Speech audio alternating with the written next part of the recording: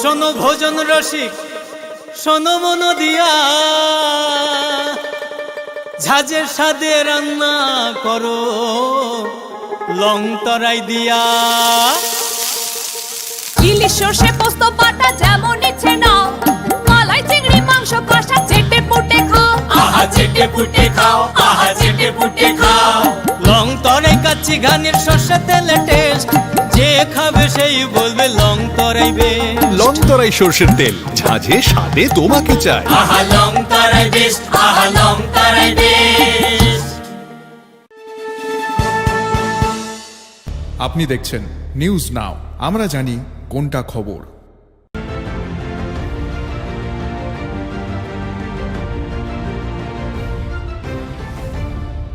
আপনি দেখছেন news now, আমরা জানি কোনটা খবর। নমস্কার। মহারাজগঞ্জ ফাঁড়ি থেকে ঢিলছোড়া দূরত্ব, একেবারে শহরের প্রাণকেন্দ্রে। বাকি না দেওয়ায় এক চা ব্যবসায়ী সুখেন দাসকে প্রকাশ্যে পিটিয়ে খুন করা হয়। এ ঘটনা সামনে আসতেই পূর্ব আগরতলা থানার পুলিশ অভিযুক্ত দীপঙ্কর সরকারকে আটক করে। 4 দিনের পুলিশ রিমান্ড চেয়ে তাকে কোর্টে তোলা হয়। বুধবার পূর্ব আগরতলা থানার পুলিশ জানান, অভিযুক্তের পুলিশি রিমান্ড মঞ্জুর করেছে আদালত। এ বিষয়ে বিস্তারিত জানাতে আমাদের সঙ্গে রয়েছেন আমাদের প্রতিনিধি অরূপ চক্রবর্তী। অরূপ, ঠিক কি জানা যাচ্ছে? শুভেন্দু, দেখো, এই যে খুনের ঘটনা, এটা কিন্তু অত্যন্ত মর্মান্তিক, একই সঙ্গে মর্মান্তিক এবং অবশ্যই একটা নৃশংস খুনের ঘটনা। একটা অসহায় চা বিক্রেতা, যিনি চা বিক্রি করে তার সংসার প্রতিপালন করতেন, তার 2টি ফুটফুটে মেয়ে আছে, তারা পড়াশোনা করে, বাড়িতে স্ত্রী আছে, তার কোনো অপরাধ নেই। তিনি একজন নেশাগ্রস্ত যুবক দুর্বৃত্ত, এই যে দীপঙ্কর সাহা, তার অপরাধ ছিল শুধু এইটুকুই, তিনি ওকে বাকি দিতে অস্বীকার করেছিলেন। ব্যবসা, তার ব্যবসা সামান্য ব্যবসা, এই ব্যবসা দিয়ে তিনি সংসার চালান, তিনি বাকি দিলে ব্যবসা চালাতে পারবেন না। শুধুমাত্র এই অপরাধে প্রকাশ্য দিনের বেলায় তাকে ফাঁড়ি থেকে ঢিলছোড়া দূরত্বের প্রতাপপুর বাজারের মধ্যে ইট দিয়ে মাথায় বেধড়ক ভাবে মারা হয়। তারপর উনি অসুস্থ হয়ে, রক্তাক্ত অসুস্থ হয়ে জিবি হাসপাতালে ভর্তি হন, সেখানে অপারেশন করা হয় এবং তার মৃত্যু হয় 20 তারিখ। এই যে ঘটনা, এই ঘটনা কিন্তু আরেকবার প্রমাণ করেছে রাজধানী নিরাপত্তা কতটা বেআব্রু এবং কতটা দুর্বল। একজন চা বিক্রেতাকে প্রকাশ্য দিনের বেলায় পিটিয়ে মারা হলো, এবং কে মারলো? একজন নেশাগ্রস্ত দুর্বৃত্ত। He is a hooligan, he is a local hooligan, এবং পুলিশ এটা জানতো। তা সত্ত্বেও কিন্তু তার বিরুদ্ধে শুধু একদিন নয়, পরপর 2 দিন এই সুখেন দাসকে দীপঙ্কর সরকার আক্রমণ করেছে এবং মেরেছে, কিন্তু পুলিশ কোনো স্টেপ নেয়নি। এই ঘটনা প্রমাণ করেছে যে রাজধানীতে সাধারণ মানুষের নিরাপত্তা কতটা ভঙ্গুর এবং বিপজ্জনক অবস্থায় আছে। একেবারে অরূপ, আমি এখান থেকে একটু আসতে চাইবো। ঠিক কিছুদিন আগেই RMS চৌমুহনীতে আমরা দেখেছিলাম রাত্রবেলা। এই RMS চৌমুহনী কিন্তু একেবারে শহরের প্রাণকেন্দ্রে অবস্থিত। আর এখানেই রাত্রবেলা তেলিয়ামুড়া থেকে আসা এক যুবককে বেধড়ক মারধর করা হয়। কারণ কিছুই নয়, কারণ জানা যায়নি এখনো পর্যন্ত। সেক্ষেত্রে সাধারণ মানুষ শহরে কতটা নিরাপদ, অরূপ? হ্যাঁ শুভেন্দু, দেখো, একের পর এক ঘটনা কিন্তু ঘটছে। প্রথমে আমরা যদি ধরি যে উষা বাজারে চাঞ্চল্যকর ফিল্মি স্টাইলে ভিকিকে খুন করা হলো। আমরা যতটুকু জানা যাচ্ছে যে আর্থিক বকরা নিয়ে, সেই ক্ষেত্রেও কিন্তু এয়ারপোর্ট থানার ভূমিকা নিয়ে প্রবল ক্ষোভ উগরে দিয়েছিলেন মৃত ভিকির স্ত্রী। তার অভিযোগ ছিল যে বারবার অভিযোগ করার পরেও কিন্তু এয়ারপোর্ট থানা ভিকিকে নিরাপত্তা দিতে ব্যর্থ হয়েছে। তারপর আমরা দেখলাম প্রকাশ্য পশ্চিম থানার নাকের ডগায় তেলিয়ামুড়ার একটা যুবককে বেধড়ক ভাবে মৃত্যুর মতো মারধর করা হলো। গণরাজ্যমুড়িতে আমাদের যে সংবাদ মাধ্যমের সাংবাদিক, সেই সাংবাদিক বাপিরা এর উপর আক্রমণ করলো কিছু বখাটে দুর্বৃত্ত। যদিও পরে তাদেরকে পুলিশ অ্যারেস্ট করেছে, তার মাথাতে আঘাত করে রক্তাক্ত করেছে, তার 3টে সেলাই লেগেছে। তারপর এই সুখেন দাসের মার্ডার, যেখানে একটি চা বিক্রেতাকে প্রকাশ্য দিনের বেলায় পিটিয়ে খুন করা হলো। এখানে মূল প্রশ্নটা হলো, এই যে রাজ্য পুলিশ, এত ইনফ্রাস্ট্রাকচার, রাষ্ট্রপ্রাপ্ত পুলিশ, যারা নিজেদের সাফল্য নিয়ে বড় বড় ঢাকঢোল বাজিয়ে সাংবাদিক সম্মেলন করে, তাহলে এখানে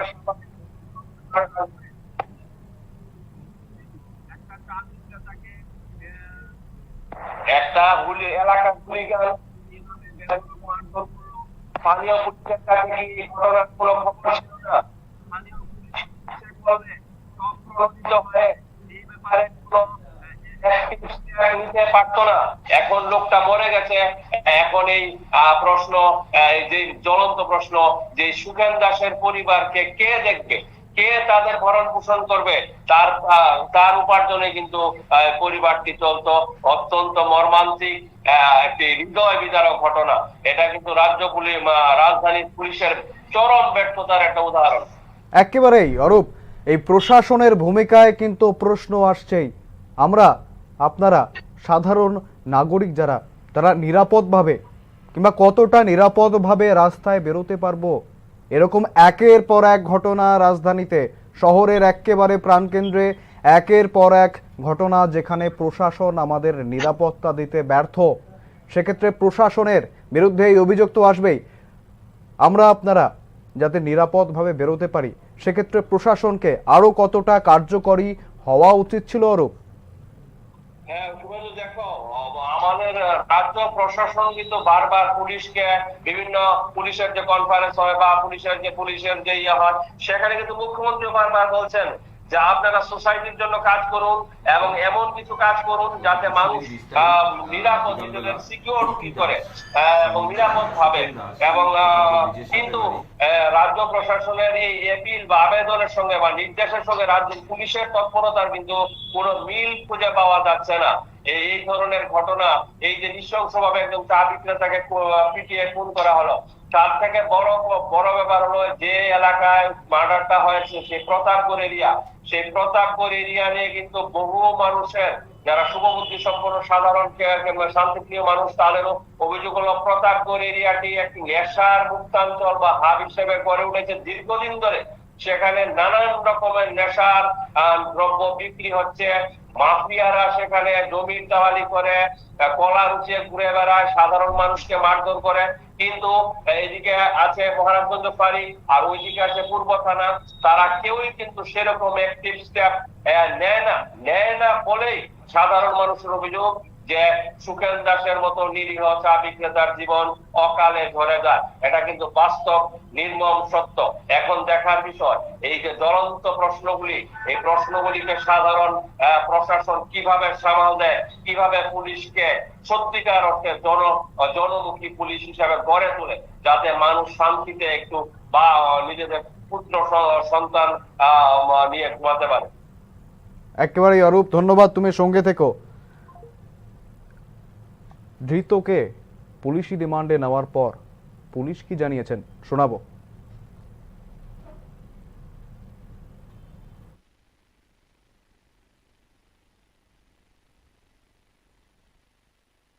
নমস্কার। গত পরশুদিন 20 তারিখ বিকালবেলা ইতি দাস, স্বামী সুখেন দাস, প্রতাপগড় ব্রিজের সাথে বাড়ি, উনি একটা কমপ্লেন করেন আমাদের এখানে যে ওনার স্বামী প্রতাপগড় বাজারে খেলার মধ্যে চায়ের দোকান ওনার সাথে তাদের এলাকারই দীপঙ্কর সরকার একটা ঝগড়া হয়। অ্যাকচুয়ালি প্রথমে 16 তারিখে দীপঙ্কর দাস ওনার দোকানে আসে, চা এবং সিগারেট খায়, খেয়ে পয়সা দেয়নি। দ্বিতীয় দিন আবার আসে, আবার চা সিগারেট চাওয়ার পর উনি পয়সা দিতে বলে কথা বলাতে দীপঙ্কর দাস সুখেন দাসকে ধাক্কা মারে, উনি অচেতন্য হয়ে যায়। তো ওনাকে ঘরে নিয়ে যাওয়া হয়। তারপরে 18 তারিখে উনি যখন আবার সকালবেলা দোকান খুলেছে, এই দীপঙ্কর দাস আবার দোকানে আসে, এসে একটা ইটের টুকরা দিয়ে ওনার মাথাতে আঘাত করে পেছনের দিকে দুবার। তখন সাথে সাথে উনি রক্তাক্ত জখমপ্রাপ্ত হয়ে পড়ে, ওনাকে জিবি হসপিটালে নিয়ে যাওয়া হয় চিকিৎসার জন্য। তারপর 20 তারিখ আমাদের এখানে কমপ্লেন দেওয়ার পরে বিকালবেলা আমরা একটা কেস রেজিস্টার করি এখানে। কেস নেওয়ার পর রাত্রিবেলা আমাদের কাছে ইনফরমেশান আসে যে সুখেন দাস উনি জীবিতে চিকিৎসাধীন অবস্থায় মারা গেছেন। তো ওই মোতাবেক আমরা মাননীয় আদালতে আমরা একটা এডিং সেকশন 302 এর এডিং সেকশনে প্রেয়ার দিই। সাথে সাথে আমরা যে দীপঙ্কর সরকার, তাকে আমরা খুঁজে বের করি এবং তাকে অ্যারেস্ট করি। অ্যারেস্ট করে গতকালকে তাকে আমরা কোর্টে পুলিশ রিমান্ড চেয়ে আনি। 4 দিনের পুলিশ রিমান্ড মাননীয় আদালত আমাদের অ্যালাউ করেছেন। এখন সে পুলিশ রিমান্ডে আছে, ঘটনার তদন্ত চলছে। কি কারণে না, অ্যাকচুয়ালি ইস্যুটা হয়েছে যে চা সিগারেট খেয়েছে, ওটার জন্যই টাকা নিয়ে তাদের মধ্যে একটু কথা কাটাকাটি হয়েছে।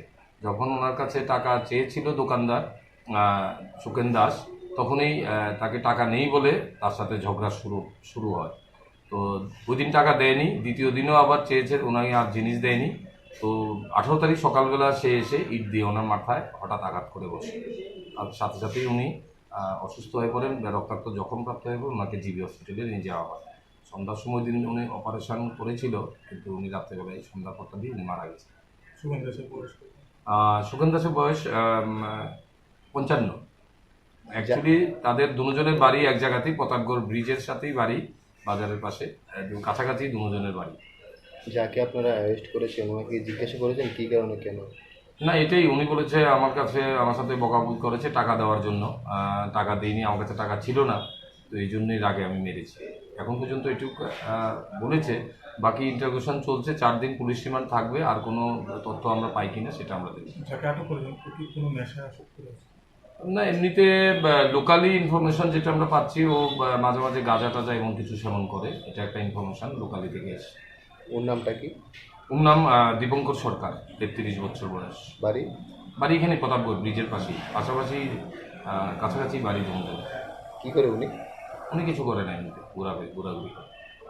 Step into the realm of Assam Downtown University, where we encourage success, experience the pinnacle of academic excellence, and live your best days.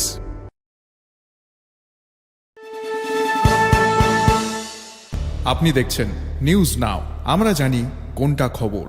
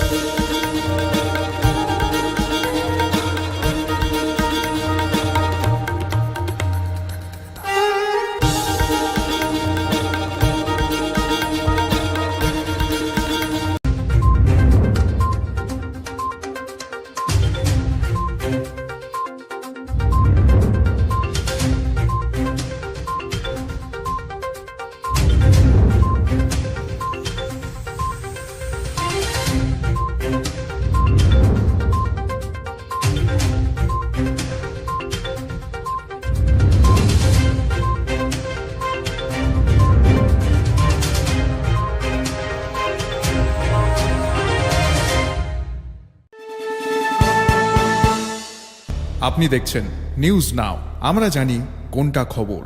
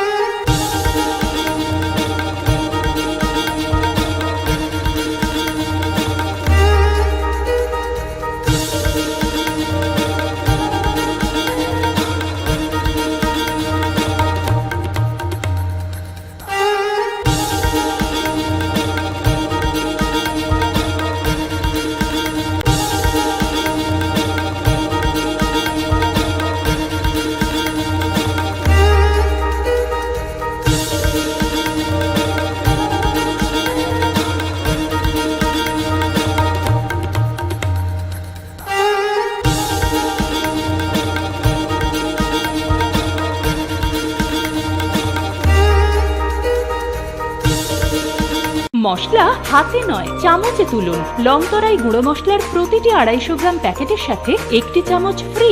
লংতরাই গুঁড়ো মশলা, রান্নায় তোমাকে চাই। আপনি দেখছেন নিউজ নাও, আমরা জানি কোনটা খবর।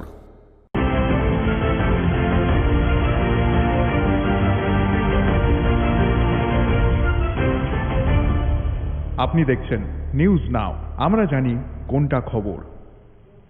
নমস্কার, চোখ রাখবো এই মুহূর্তের সবচেয়ে বড় খবরের দিকে। চলতি সপ্তাহতেই প্রকাশিত হবে টিবিএসসির ফলাফল। 24 তারিখ শুক্রবার দুপুর 12টায় সাংবাদিক সম্মেলনের মাধ্যমে প্রকাশিত হবে মাধ্যমিক, উচ্চ মাধ্যমিক এবং মাদ্রাসা ফাজিল ও মাদ্রাসা আলিমের ফলাফল। বুধবার এক প্রেস বিজ্ঞপ্তি জারি করে জানায় ত্রিপুরা মধ্য শিক্ষা পর্ষদ। শুক্রবার দুপুর 12:30 থেকে ফলাফলগুলি পাওয়া যাবে www.tbsc.tripura.gov.in, www.tbresults.tripura.gov.in, www.tripurainfo.com, www.jagaranjosh.com, www.results.shiksha, www.indianexpress.com প্রভৃতি ওয়েবসাইটে। আবারও জানাবো, চলতি সপ্তাহেই প্রকাশিত হবে টিবিএসসির ফলাফল। 24 তারিখ শুক্রবার দুপুর 12টায় সাংবাদিক সম্মেলনের মাধ্যমে প্রকাশিত করা হবে মাধ্যমিক, উচ্চ মাধ্যমিক এবং মাদ্রাসা ফাজিল ও মাদ্রাসা আলিমের ফলাফল। বুধবার এক প্রেস বিজ্ঞপ্তি জারি করে জানায় ত্রিপুরা মধ্য শিক্ষা পর্ষদ, শুক্রবার দুপুর 12:30 থেকে ফলাফলগুলি পাওয়া যাবে বিভিন্ন ওয়েবসাইটে। তার মধ্যে রয়েছে www.tvsc.tripura.gov.in, www.tbresults.tripura.gov.in, www.tripurainfo.com, www.jagaranjosh.com, www.results.shiksha, www.indianexpress.com প্রভৃতি ওয়েবসাইটে রেজাল্টসগুলি পাওয়া যাবে।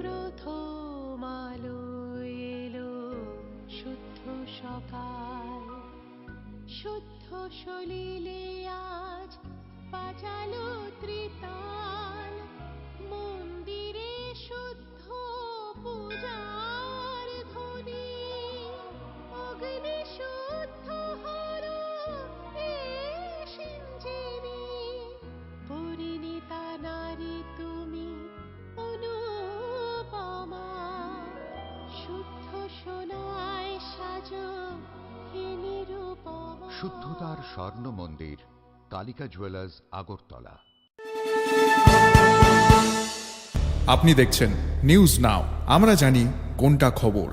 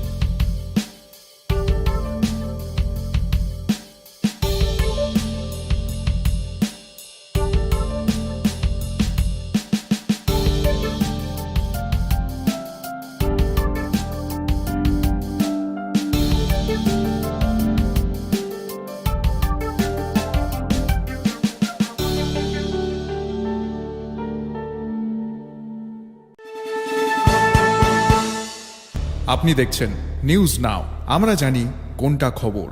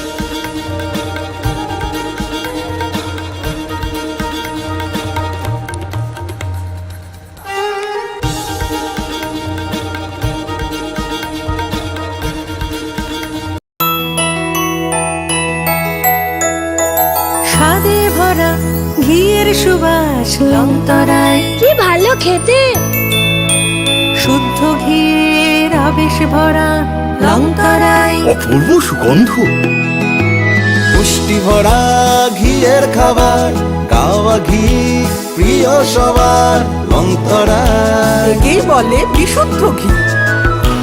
বিশুদ্ধ ঘি নাম মনে রেখো লংতরায়। লংতরাই ঘি রোজ খাবারে তোমাকে চাই। লংতরায় লংতরায় লংতরায়। আপনি দেখছেন নিউজ নাও, আমরা জানি কোনটা খবর।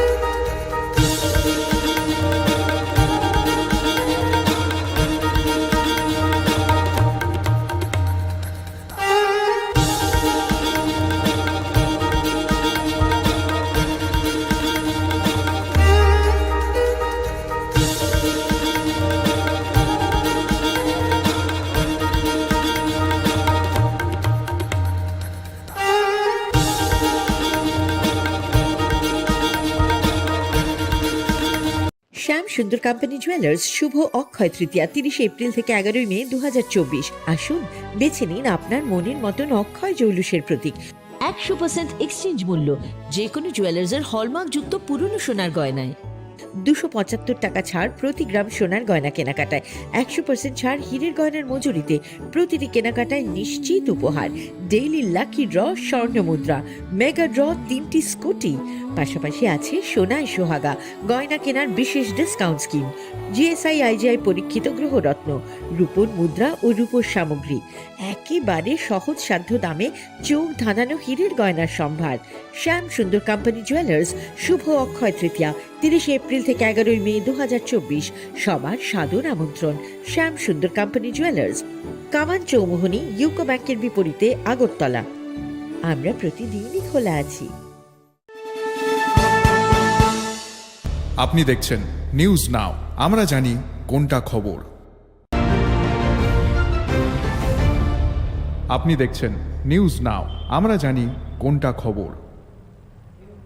নমস্কার, এই মুহূর্তে যে খবরের দিকে আমরা চোখ রাখবো, বাংলাদেশের নিখোঁজ এমপি আনোয়ারুল আজিম আনারের মরদেহ উদ্ধার কলকাতায়। সম্প্রতি ভারতে চিকিৎসা করাতে এসে নিখোঁজ হন তিনি। এই খবর সামনে আসতেই বাংলাদেশের গোয়েন্দা পুলিশ ও ভারতীয় প্রশাসন তার খোঁজ চালাচ্ছিল। এমপির অনুসন্ধান করতে গিয়ে একাধিক রহস্য সামনে আসে। অবশেষে আনারুল আজিম আনারের মরদেহ উদ্ধার করা হয়েছে কলকাতার অভিজাত এলাকা নিউ টাউন থেকে। বিস্তারিত জানাতে আমাদের সঙ্গে রয়েছেন আমাদের প্রতিনিধি অরূপ চক্রবর্তী। অরূপ, ঠিক কি জানা যাচ্ছে? শুভেন্দু, দেখো, এটা অত্যন্ত দুর্ভাগ্যজনক এবং চাঞ্চল্যকর একটি ঘটনা। বাংলাদেশের এমপি আনোয়ারুল আজিম, যিনি চিকিৎসা করাতে এসেছিলেন কলকাতায়। আমরা জানি যে বাংলাদেশ থেকে প্রচুর মানুষ চিকিৎসার সূত্রে ভারতে আসে এবং বেশিরভাগ সময় অনেকে হয়তো দক্ষিণ ভারত যায় বা অনেকে কলকাতায় আসে। এবং এই অবস্থায় যখন ভারত এবং বাংলাদেশের মধ্যে একটা সুন্দর কূটনীতিক সম্পর্ক আছে এবং দুই দেশই একে কেন্দ্র করে সামনের দিকে এগিয়ে আসছে, তখন এই পরিস্থিতিতে বাংলাদেশের একজন এমপি কলকাতায় চিকিৎসার জন্য আসা এবং তারপর নিখোঁজ থাকার পর তার মরদেহ উদ্ধার, দুটি ঘটনায় এই ঘটনাটি কিন্তু নিঃসন্দেহে চিন্তাজনক এবং চাঞ্চল্যকর। যদিও পুলিশ তদন্ত শুরু করেছে, প্রাথমিকভাবে কিভাবে আনোয়ারুল আজিম আনার মারা গেলেন সেটা পুলিশ খুঁজে বের করবে। কিন্তু দেখা যাচ্ছে যে এই ঘটনাটি কিন্তু রীতিমতো দুই দেশের গোয়েন্দা কর্তাদের কিন্তু ভাবিয়ে তুলেছে এবং একই সঙ্গে দুই দেশের নেতৃত্ব যে এই ঘটনায় যথেষ্ট চিন্তিত সে বলার অপেক্ষা রাখে না। একেবারেই অরূপ, আমি জানতে চাইবো, একজন বাংলাদেশের এমপি, তিনি যথেষ্ট প্রভাবশালী, যথেষ্ট ক্ষমতাশীল লোক। তিনি চিকিৎসা করাতে এসেছিলেন, যেমনটা খবর ছিল তিনি চিকিৎসা করাতে এসেছিলেন এবং ভারতে একাধিক বাংলাদেশে কিন্তু প্রতিনিয়ত চিকিৎসা করাতে আসেন। সেখানে ভারতে এসে একজন এমপি, যিনি কিনা ক্ষমতাশীল, প্রভাবশালী, তিনি নিজেই সুরক্ষিত নেই। সেক্ষেত্রে সাধারণ বাংলাদেশি নাগরিকদের মনে কি একটা আশঙ্কা জাগবে অরূপ? অবশ্যই এই ঘটনার একটা নেতিবাচক প্রভাব তো পড়বেই। একজন এমপি যখন চিকিৎসা করাতে এসে প্রতিবেশী দেশ বা বাংলা পদ্মা গঙ্গার সঙ্গে তো বিশেষ কোনো তফাৎ নেই। প্রচুর বাংলাদেশি প্রতি বছর পশ্চিমবঙ্গে চিকিৎসা করাতে আসেন। তারা পশ্চিমবঙ্গকে নিজের ঘর বলেই মনে করেন। পশ্চিমবাংলারও অনেক বা পশ্চিমবঙ্গবাসীর মনে বাংলাদেশের প্রতি একটা সতত আবেগ আছে এবং দুই দেশের মধ্যে একটা নিবিড় সম্পর্ক আছে। এই সুমধুর সম্পর্কের মধ্যে একজন এমপি, বাংলাদেশের একজন এমপি কলকাতায় আসলেন চিকিৎসা করাতে। আসার পর তিনি নিখোঁজ হয়ে গেলেন এবং পরবর্তীকালে তার মরদেহ উদ্ধার হলো। ঘটনাটি খতিয়ে দেখলে বোঝা যায় যে এই ঘটনার পেছনে কিছু একটা রহস্যের দ্বন্দ্ব কিন্তু আছে। যদিও সেটা পুলিশ খুঁজে বের করবে কি কারণে এবং কিভাবে কারা এই ঘটনার সঙ্গে জড়িত বা কিভাবে আনোয়ারুল আজিম আনার মারা গেলেন। কিন্তু একটা রহস্যজনক গন্ধ কিন্তু অবশ্যই পাওয়া যাচ্ছে যে এই মৃত্যুর ঘটনায়, এমপির মৃত্যুর ঘটনায় কিভাবে উনি ওর মরদেহ নিউ টাউনের মতো এলাকা, অভিজাত এলাকায় পৌঁছলো, কি করতে উনি সেখানে গিয়েছিলেন, কাদের ফোন কল পেয়ে বা কি পেয়ে উনি সেখানে গিয়েছিলেন বা কেন কিভাবে ওর মরদেহ ওখানে রাখা হলো, এইসব যে পারস্পরিক যে ঘটনা যেগুলি জট পাকানো আছে এগুলি কিন্তু এখন কলকাতা গোয়েন্দা তারা খুঁজে বের করবে। একেবারে অরূপ, ধন্যবাদ তুমি সঙ্গে থেকেও। যেমনটা আপনাদের জানাচ্ছিলাম, বাংলাদেশের নিখোঁজ এমপি আনোয়ারুল আজিম আনারের মরদেহ উদ্ধার হয়েছে কলকাতায়। সম্প্রতি ভারতে চিকিৎসা করতে এসে নিখোঁজ হয়েছিলেন তিনি। এই খবর সামনে আসতেই বাংলাদেশের গোয়েন্দা পুলিশ ও ভারতীয় প্রশাসন তার খোঁজ চালাচ্ছিল। এমপির অনুসন্ধান করতে গিয়ে একাধিক রহস্য সামনে আসে। অবশেষে আনারুল আজিম আনারের মরদেহ উদ্ধার করা হয়েছে কলকাতার অভিজাত এলাকা নিউ টাউন থেকে। আনারুল আজিমের ব্যক্তিগত সহকারী আব্দুর রউফ এই তথ্য নিশ্চিত করেছেন, তার দেহ শনাক্ত করেছেন তিনি। তবে তাকে হত্যা করা হয়েছে কিনা সেই বিষয়ে এখনো কোনো নিশ্চিত তথ্য পাওয়া যায়নি। ঘটনায় আপাতত দুজনকে আটক করা হয়েছে বলেও আব্দুর রউফ জানিয়েছেন।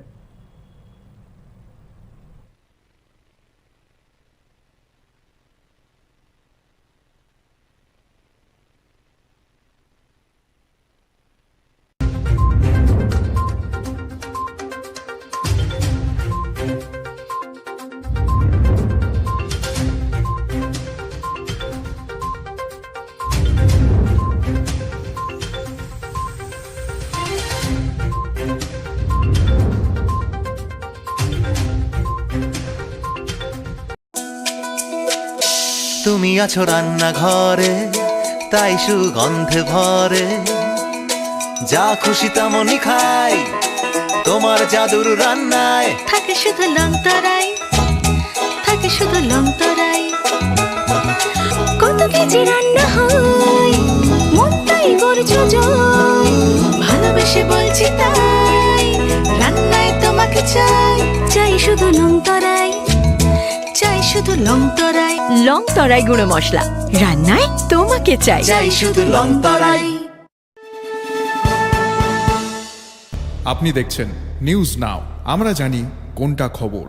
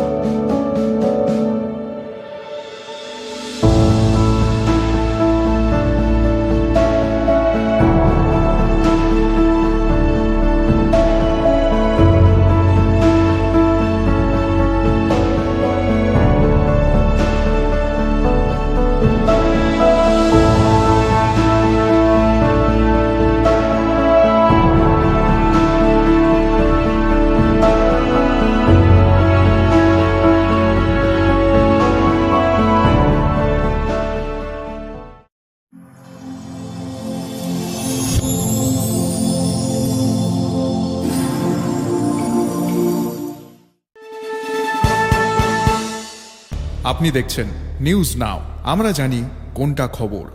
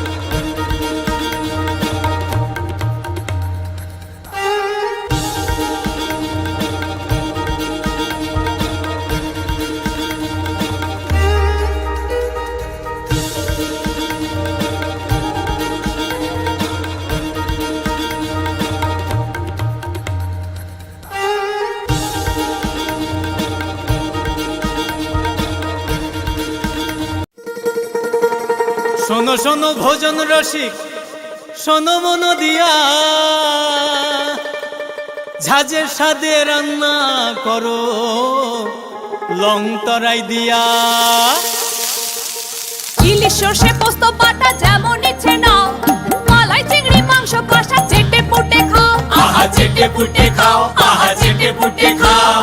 লং তরাই কাচ্চি ঘানির সর্ষে তেলে টেস্ট, যে খাবে সেই বলবে লং তরাই বেশ। লং তরাই সর্ষের তেল, ঝাঁঝে স্বাদে তোমাকে চাই। আহা লং তরাই বেশ, আহা লং তরাই বেশ। আপনি দেখছেন নিউজ নাও, আমরা জানি কোনটা খবর।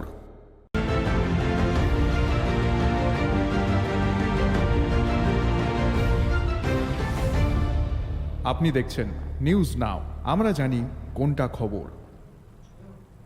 নমস্কার, মহারাজগঞ্জ ফাঁড়ি থেকে ঢিলছোড়া দূরত্ব, একেবারে শহরের প্রাণকেন্দ্রে বাকি না দেওয়ায় এক চা ব্যবসায়ী সুখেন দাসকে প্রকাশ্যে পিটিয়ে খুন করা হয়। এ ঘটনা সামনে আসতেই পূর্ব আগরতলা থানার পুলিশ অভিযুক্ত দীপঙ্কর সরকারকে আটক করে। 4 দিনের পুলিশ রিমান্ড চেয়ে তাকে কোর্টে তোলা হয়। বুধবার পূর্ব আগরতলা থানার পুলিশ জানান, অভিযুক্তের পুলিশি রিমান্ড মঞ্জুর করেছে আদালত। এ বিষয়ে বিস্তারিত জানাতে আমাদের সঙ্গে রয়েছেন আমাদের প্রতিনিধি অরূপ চক্রবর্তী। অরূপ, ঠিক কি জানা যাচ্ছে? শুভেন্দু, দেখো এই যে খুনের ঘটনা, এটা কিন্তু অত্যন্ত মর্মান্তিক, একই সঙ্গে মর্মান্তিক এবং অবশ্যই একটা নৃশংস খুনের ঘটনা। একটা অসহায় চা বিক্রেতা, যিনি চা বিক্রি করে তার সংসার প্রতিপালন করতেন, তার 2টি ফুটফুটে মেয়ে আছে, তারা পড়াশোনা করে, বাড়িতে স্ত্রী আছে, তার কোনো অপরাধ নেই। তিনি একজন নেশাগ্রস্ত যুবক দুর্বৃত্ত, এই যে দীপঙ্কর সাহা, তার অপরাধ ছিল শুধু এইটুকুই, তিনি ওকে বাকি দিতে অস্বীকার করেছিলেন। তার ব্যবসা সামান্য ব্যবসা, এই ব্যবসা দিয়ে তিনি সংসার চালান, তিনি বাকি দিলে ব্যবসা চালাতে পারবেন না। শুধুমাত্র এই অপরাধে প্রকাশ্য দিনের বেলায় তাকে ফাঁড়ি থেকে ঢিলছোড়া দূরত্বে প্রতাপগড় বাজারের মধ্যে ইট দিয়ে মাথায় বেধড়ক ভাবে মারা হয়। তারপর উনি অসুস্থ হয়ে, রক্তাক্ত অসুস্থ হয়ে জিবি হাসপাতালে ভর্তি হন, সেখানে অপারেশন করা হয় এবং তার মৃত্যু হয় 20 তারিখ। এই যে ঘটনা, এই ঘটনা কিন্তু আরেকবার প্রমাণ করেছে রাজধানী নিরাপত্তা কতটা বেআব্রু এবং কতটা দুর্বল। একজন চা বিক্রেতাকে প্রকাশ্য দিনের বেলায় পিটিয়ে মারা হলো, এবং কে মারলো? একজন নেশাগ্রস্ত দুর্বৃত্ত। He is a hooligan, he is a local hooligan, এবং পুলিশ এটা জানতো। তা সত্ত্বেও কিন্তু তার বিরুদ্ধে শুধু একদিন নয়, পরপর 2 দিন এই সুখেন দাসকে দীপঙ্কর সরকার আক্রমণ করেছে এবং মেরেছে, কিন্তু পুলিশ কোনো স্টেপ নেয়নি। এই ঘটনা প্রমাণ করেছে যে রাজধানীতে সাধারণ মানুষের নিরাপত্তা কতটা ভঙ্গুর এবং বিপজ্জনক অবস্থায় আছে। একেবারে অরূপ, আমি এখান থেকে একটু আসতে চাইবো, ঠিক কিছুদিন আগেই RMS চৌমুহনীতে আমরা দেখেছিলাম রাত্রবেলা। এই RMS চৌমুহনী কিন্তু একেবারে শহরের প্রাণকেন্দ্রে অবস্থিত, আর এখানেই রাত্রবেলা তেলিয়ামুড়া থেকে আসা এক যুবককে বেধড়ক মারধর করা হয়। কারণ কিছুই নয়, কারণ জানা যায়নি এখনো পর্যন্ত। সেক্ষেত্রে সাধারণ মানুষ শহরে কতটা নিরাপদ? অরূপ, হ্যাঁ শুভেন্দু, দেখো একের পর এক ঘটনা কিন্তু ঘটছে। প্রথমে আমরা যদি ধরি যে উষা বাজারে চাঞ্চল্যকর ফিল্মি স্টাইলে ভিকিকে খুন করা হলো। আমরা যতটুকু জানা যাচ্ছে যে আর্থিক বকরা নিয়ে, সেই ক্ষেত্রেও কিন্তু এয়ারপোর্ট থানার ভূমিকা নিয়ে প্রবল ক্ষোভ উগরে দিয়েছিলেন মৃত ভিকির স্ত্রী। তার অভিযোগ ছিল যে বারবার অভিযোগ করার পরেও কিন্তু এয়ারপোর্ট থানা ভিকিকে নিরাপত্তা দিতে ব্যর্থ হয়েছে। তারপর আমরা দেখলাম প্রকাশ্য পশ্চিম থানার নাকের ডগায় তেলিয়ামুড়ার একটা যুবককে বেধড়ক ভাবে পশুর মতো মারধর করা হলো। গণরাজ্যমুড়িতে আমাদের যে সংবাদ মাধ্যমের সাংবাদিক, সেই সাংবাদিক বাপিরা এর উপর আক্রমণ করলো কিছু বখাটে দুর্বৃত্ত। যদিও পরে তাদেরকে পুলিশ অ্যারেস্ট করেছে, তার মাথাতে আঘাত করে রক্তাক্ত করেছে, তার 3টে সেলাই লেগেছে।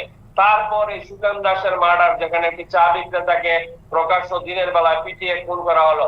এখানে মূল প্রশ্নটা হলো, এই যে রাজ্য পুলিশ, এত ইনফ্রাস্ট্রাকচার, রাষ্ট্রপ্রাপ্ত পুলিশ, যারা নিজেদের সাফল্য নিয়ে বড় বড় ঢাকঢোল বাজিয়ে সাংবাদিক সম্মেলন করে, তাহলে এখানে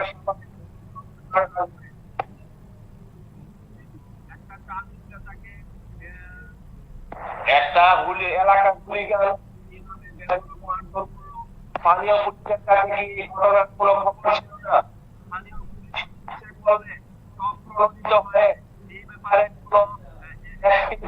নিতে পারতো না। এখন লোকটা মরে গেছে। এখন এই প্রশ্ন, যে জ্বলন্ত প্রশ্ন, যে সুখেন দাসের পরিবারকে কে দেখবে, কে তাদের ভরণ পোষণ করবে? তার উপার্জনে কিন্তু পরিবারটি চলতো। অত্যন্ত মর্মান্তিক একটি হৃদয় বিদারক ঘটনা। এটা কিন্তু রাজধানীর পুলিশের চরম ব্যর্থতার একটা উদাহরণ। একেবারেই অরূপ, এই প্রশাসনের ভূমিকায় কিন্তু প্রশ্ন আসছেই। আপনারা সাধারণ নাগরিক যারা, তারা নিরাপদভাবে কিংবা কতটা নিরাপদভাবে রাস্তায় বেরোতে পারবো? এরকম একের পর এক ঘটনা রাজধানীতে, শহরের একেবারে প্রাণকেন্দ্রে একের পর এক ঘটনা, যেখানে প্রশাসন আমাদের নিরাপত্তা দিতে ব্যর্থ। সেক্ষেত্রে প্রশাসনের বিরুদ্ধে এই অভিযোগ তো আসবেই। আপনারা যাতে নিরাপদভাবে বেরোতে পারি, সেক্ষেত্রে প্রশাসনকে আরো কতটা কার্যকরী হওয়া উচিত ছিল অরূপ?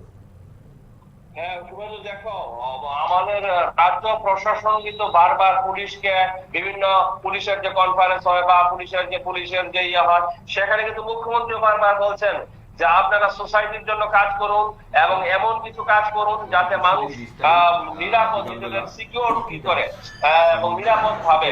এবং কিন্তু রাজ্য প্রশাসনের এই এপিল বা আবেদনের সঙ্গে বা নির্দেশের সঙ্গে রাজ্য পুলিশের তৎপরতার কিন্তু কোনো মিল খুঁজে পাওয়া যাচ্ছে না।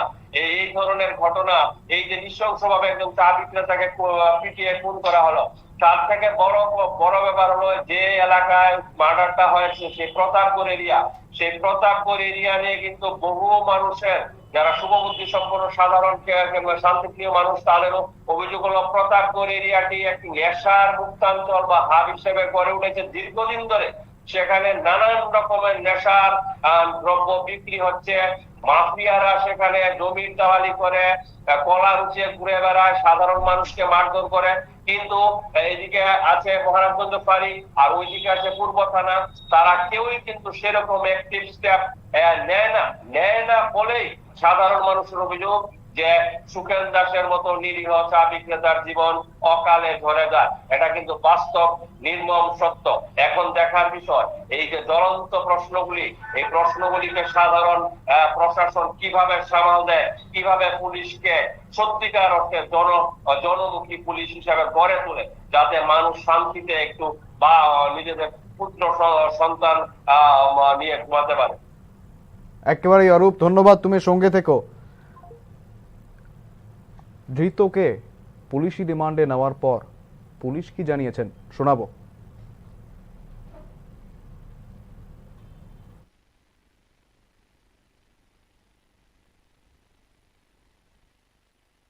নমস্কার। গত পরশুদিন 20 তারিখ বিকালবেলা ইতি দাস, স্বামী সুখেন দাস, প্রতাপগড় ব্রিজের সাথে বাড়ি, উনি একটা কমপ্লেন করেন আমাদের এখানে যে ওনার স্বামী প্রতাপগড় বাজারে ঠেলার মধ্যে চায়ের দোকান ওনার সাথে তাদের এলাকারই দীপঙ্কর সরকার একটা ঝগড়া হয়। অ্যাকচুয়ালি প্রথমে 16 তারিখে দীপঙ্কর দাস ওনার দোকানে আসে, চা এবং সিগারেট খায়, খেয়ে পয়সা দেয়নি। দ্বিতীয় দিন আবার আসে, আবার চা সিগারেট চাওয়ার পর উনি পয়সা দিতে বলে কথা বলাতে দীপঙ্কর দাস সুখেন দাসকে ধাক্কা মারে, উনি অচেতন্য হয়ে যায়। তো ওনাকে ঘরে নিয়ে যাওয়া হয়। তারপরে 18 তারিখে উনি যখন আবার সকালবেলা দোকান খুলেছে, এই দীপঙ্কর দাস আবার দোকানে আসে, এসে একটা ইটের টুকরা দিয়ে ওনার মাথাতে আঘাত করে পেছনের দিকে দুবার। তখন সাথে সাথে উনি রক্তাক্ত জখমপ্রাপ্ত হয়ে পড়ে, ওনাকে জিবি হসপিটালে নিয়ে যাওয়া হয় চিকিৎসার জন্য।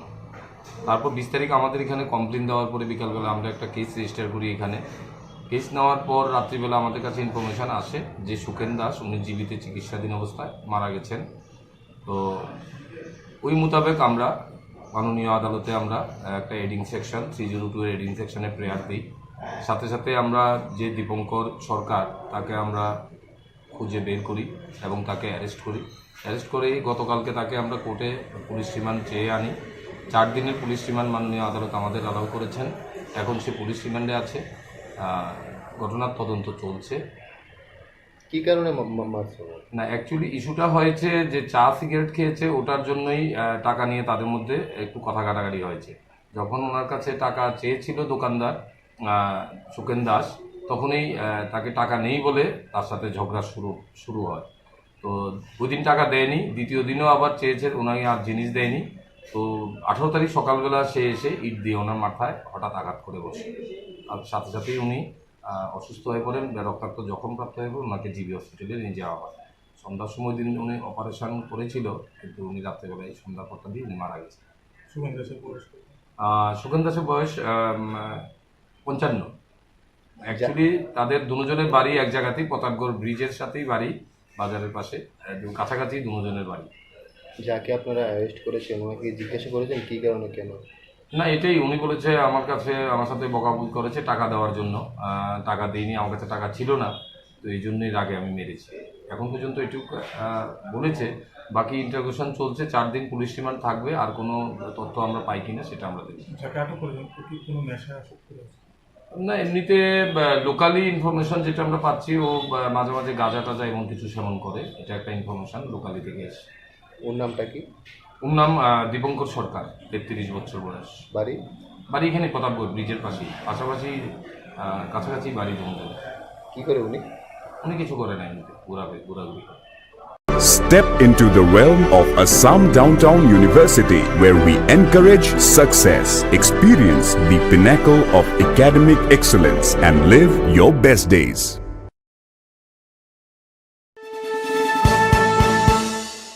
আপনি দেখছেন নিউজ নাও, আমরা জানি কোনটা খবর।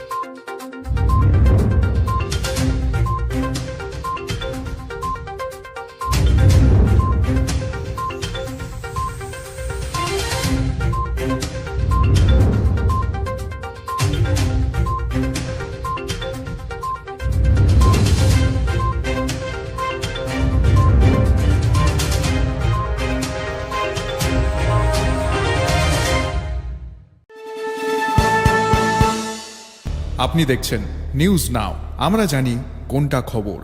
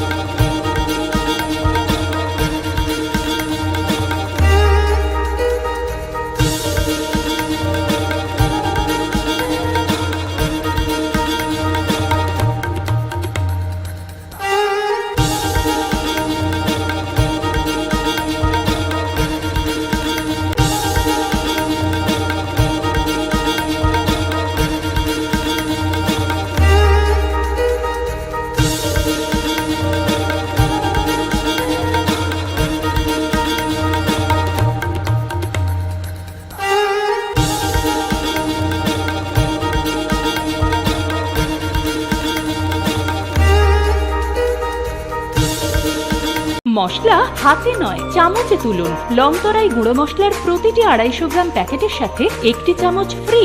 লংতরাই গুঁড়ো মশলা, রান্নায় তোমাকে চাই। আপনি দেখছেন নিউজ নাও, আমরা জানি কোনটা খবর।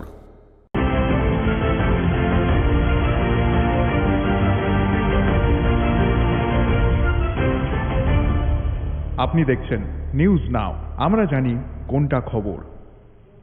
নমস্কার, চোখ রাখবো এই মুহূর্তের সবচেয়ে বড় খবরের দিকে। চলতি সপ্তাহতেই প্রকাশিত হবে টিবিএসসির ফলাফল। 24 তারিখ শুক্রবার দুপুর 12টায় সাংবাদিক সম্মেলনের মাধ্যমে প্রকাশিত হবে মাধ্যমিক, উচ্চ মাধ্যমিক এবং মাদ্রাসা ফাজিল ও মাদ্রাসা আলিমের ফলাফল। বুধবার এক প্রেস বিজ্ঞপ্তি জারি করে জানায় ত্রিপুরা মধ্য শিক্ষা পর্ষদ।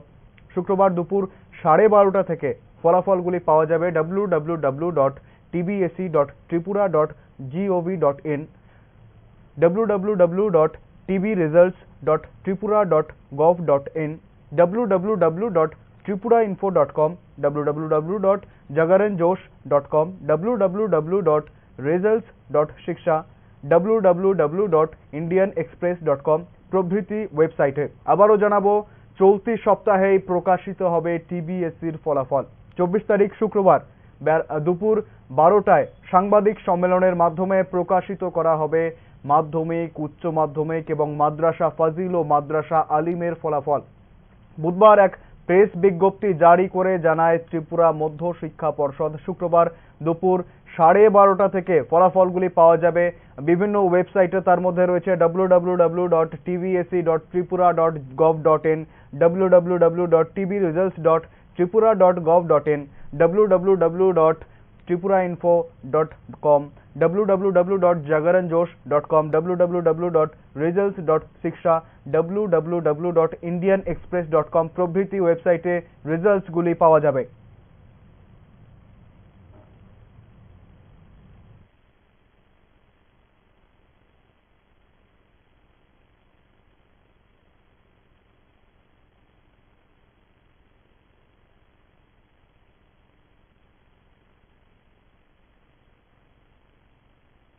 প্রথম আলো এলো শুদ্ধ সকাল, শুদ্ধ সলিলে আজ বাজালো ত্রিতাল, মন্দিরে শুদ্ধ পূজার ধ্বনি, অগ্নি শুদ্ধ হলো এই সিঞ্জিনী, পরিণীতা নারী তুমি অনুপমা, শুদ্ধ সোনায় সাজো হে নিরুপমা। শুদ্ধতার স্বর্ণ মন্দির, কালিকা জুয়েলার্স, আগরতলা।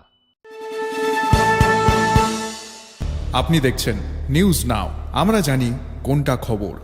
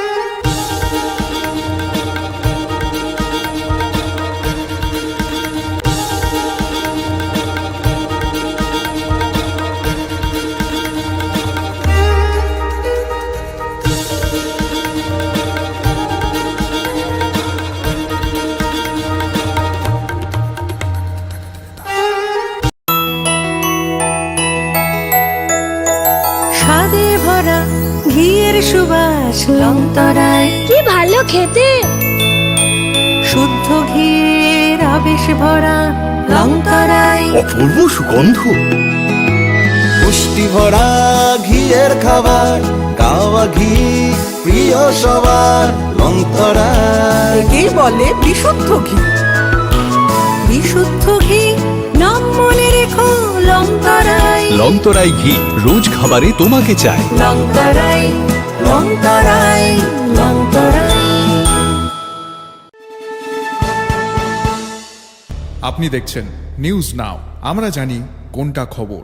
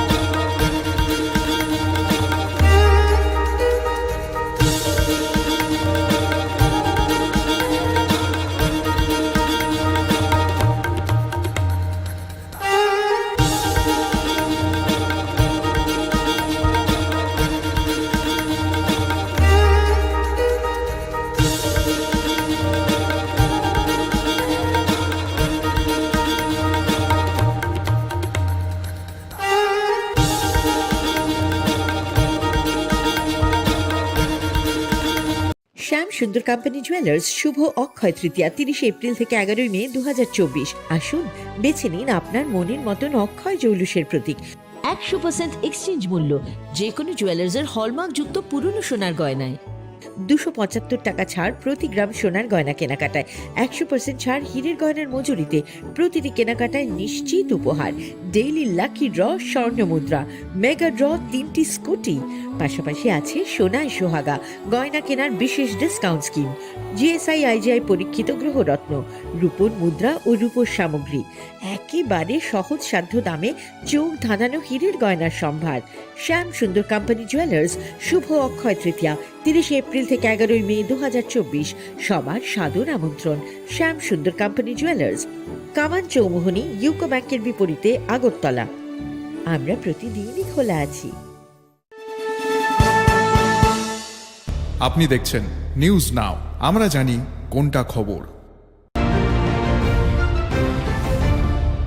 আপনি দেখছেন নিউজ নাও, আমরা জানি কোনটা খবর। নমস্কার, এই মুহূর্তে যে খবরের দিকে আমরা চোখ রাখবো, বাংলাদেশের নিখোঁজ এমপি আনোয়ারুল আজিম আনারের মরদেহ উদ্ধার কলকাতায়। সম্প্রতি ভারতে চিকিৎসা করাতে এসে নিখোঁজ হন তিনি। এই খবর সামনে আসতেই বাংলাদেশের গোয়েন্দা পুলিশ ও ভারতীয় প্রশাসন তার খোঁজ চালাচ্ছিল।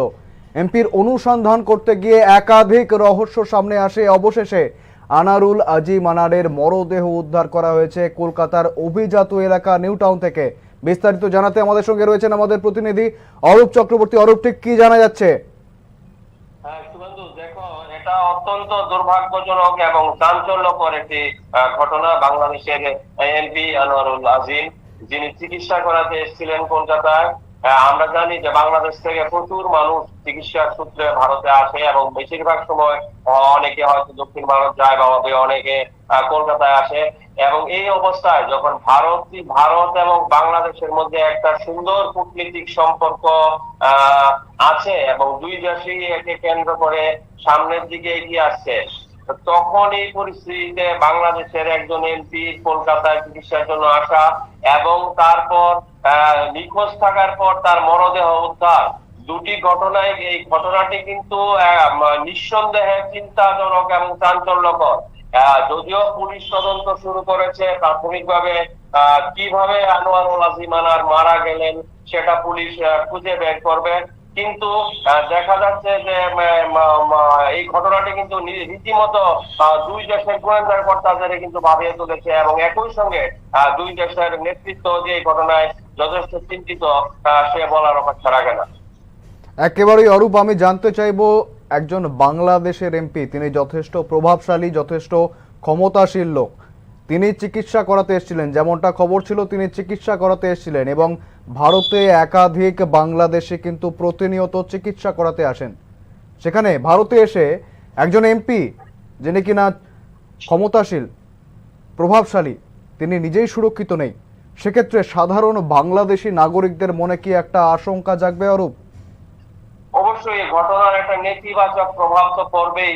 একজন এমপি যখন চিকিৎসা করাতে এসে প্রতিবেশী দেশ বা বাংলা পদ্মা গঙ্গার সঙ্গে তো বিশেষ কোনো তফাৎ নেই। প্রচুর বাংলাদেশি প্রতি বছর পশ্চিমবঙ্গে চিকিৎসা করাতে আসেন। তারা পশ্চিমবঙ্গকে নিজের ঘর বলেই মনে করেন। পশ্চিমবাংলারও অনেক বা পশ্চিমবঙ্গবাসীর মনে বাংলাদেশের প্রতি একটা সতত আবেগ আছে এবং দুই দেশের মধ্যে একটা নিবিড় সম্পর্ক আছে। এই সুমধুর সম্পর্কের মধ্যে একজন এমপি, বাংলাদেশের একজন এমপি কলকাতায় আসলেন চিকিৎসা করাতে। আসার পর তিনি নিখোঁজ হয়ে গেলেন এবং পরবর্তীকালে তার মরদেহ উদ্ধার হলো। ঘটনাটি খতিয়ে দেখলে বোঝা যায় যে এই ঘটনার পেছনে কিছু একটা রহস্যের দ্বন্দ্ব কিন্তু আছে। যদিও সেটা পুলিশ খুঁজে বের করবে কি কারণে এবং কিভাবে কারা এই ঘটনার সঙ্গে জড়িত বা কিভাবে আনোয়ারুল আজিম আনার মারা গেলেন, কিন্তু একটা রহস্যজনক গন্ধ কিন্তু অবশ্যই পাওয়া যাচ্ছে যে এই মৃত্যুর ঘটনায়, এমপির মৃত্যুর ঘটনায় কিভাবে উনি ওর মরদেহ নিউ টাউনের মতো এলাকা, অভিজাত এলাকায় পৌঁছলো, কি করতে উনি সেখানে গিয়েছিলেন, কাদের ফোন কল পেয়ে বা কি পেয়ে উনি সেখানে গিয়েছিলেন বা কেন কিভাবে ওর মরদেহ ওখানে রাখা হলো, এইসব যে পারস্পরিক যে ঘটনা যেগুলি জট পাকানো আছে, এগুলি কিন্তু এখন কলকাতার গোয়েন্দা তারা খুঁজে বের করবে। একেবারে অরূপ, ধন্যবাদ তুমি সঙ্গে থেকেও। যেমনটা আপনাদের জানাচ্ছিলাম, বাংলাদেশের নিখোঁজ এমপি আনোয়ারুল আজিম আনারের মরদেহ উদ্ধার হয়েছে কলকাতায়। সম্প্রতি ভারতে চিকিৎসা করতে এসে নিখোঁজ হয়েছিলেন তিনি। এই খবর সামনে আসতেই বাংলাদেশের গোয়েন্দা পুলিশ ও ভারতীয় প্রশাসন তার খোঁজ চালাচ্ছিল। এমপির অনুসন্ধান করতে গিয়ে একাধিক রহস্য সামনে আসে। অবশেষে আনারুল আজিম আনারের মরদেহ উদ্ধার করা হয়েছে কলকাতার অভিজাত এলাকা নিউ টাউন থেকে। আনারুল আজিমের ব্যক্তিগত সহকারী আব্দুর রউফ এই তথ্য নিশ্চিত করেছেন, তার দেহ শনাক্ত করেছেন তিনি। তবে তাকে হত্যা করা হয়েছে কিনা সেই বিষয়ে এখনো কোনো নিশ্চিত তথ্য পাওয়া যায়নি। ঘটনায় আপাতত দুজনকে আটক করা হয়েছে বলেও আব্দুর রউফ জানিয়েছেন।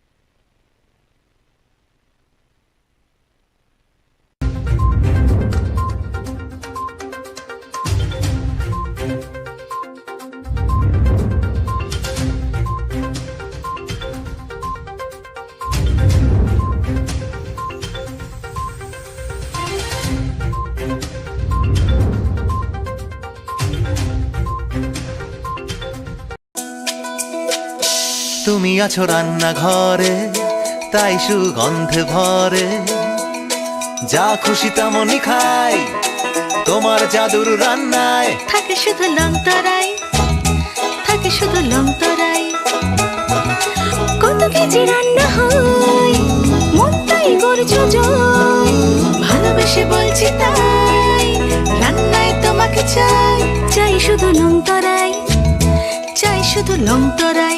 লংতরাই গুঁড়ো মশলা, রান্নায় তোমাকে চাই, চাই শুধু লংতরাই।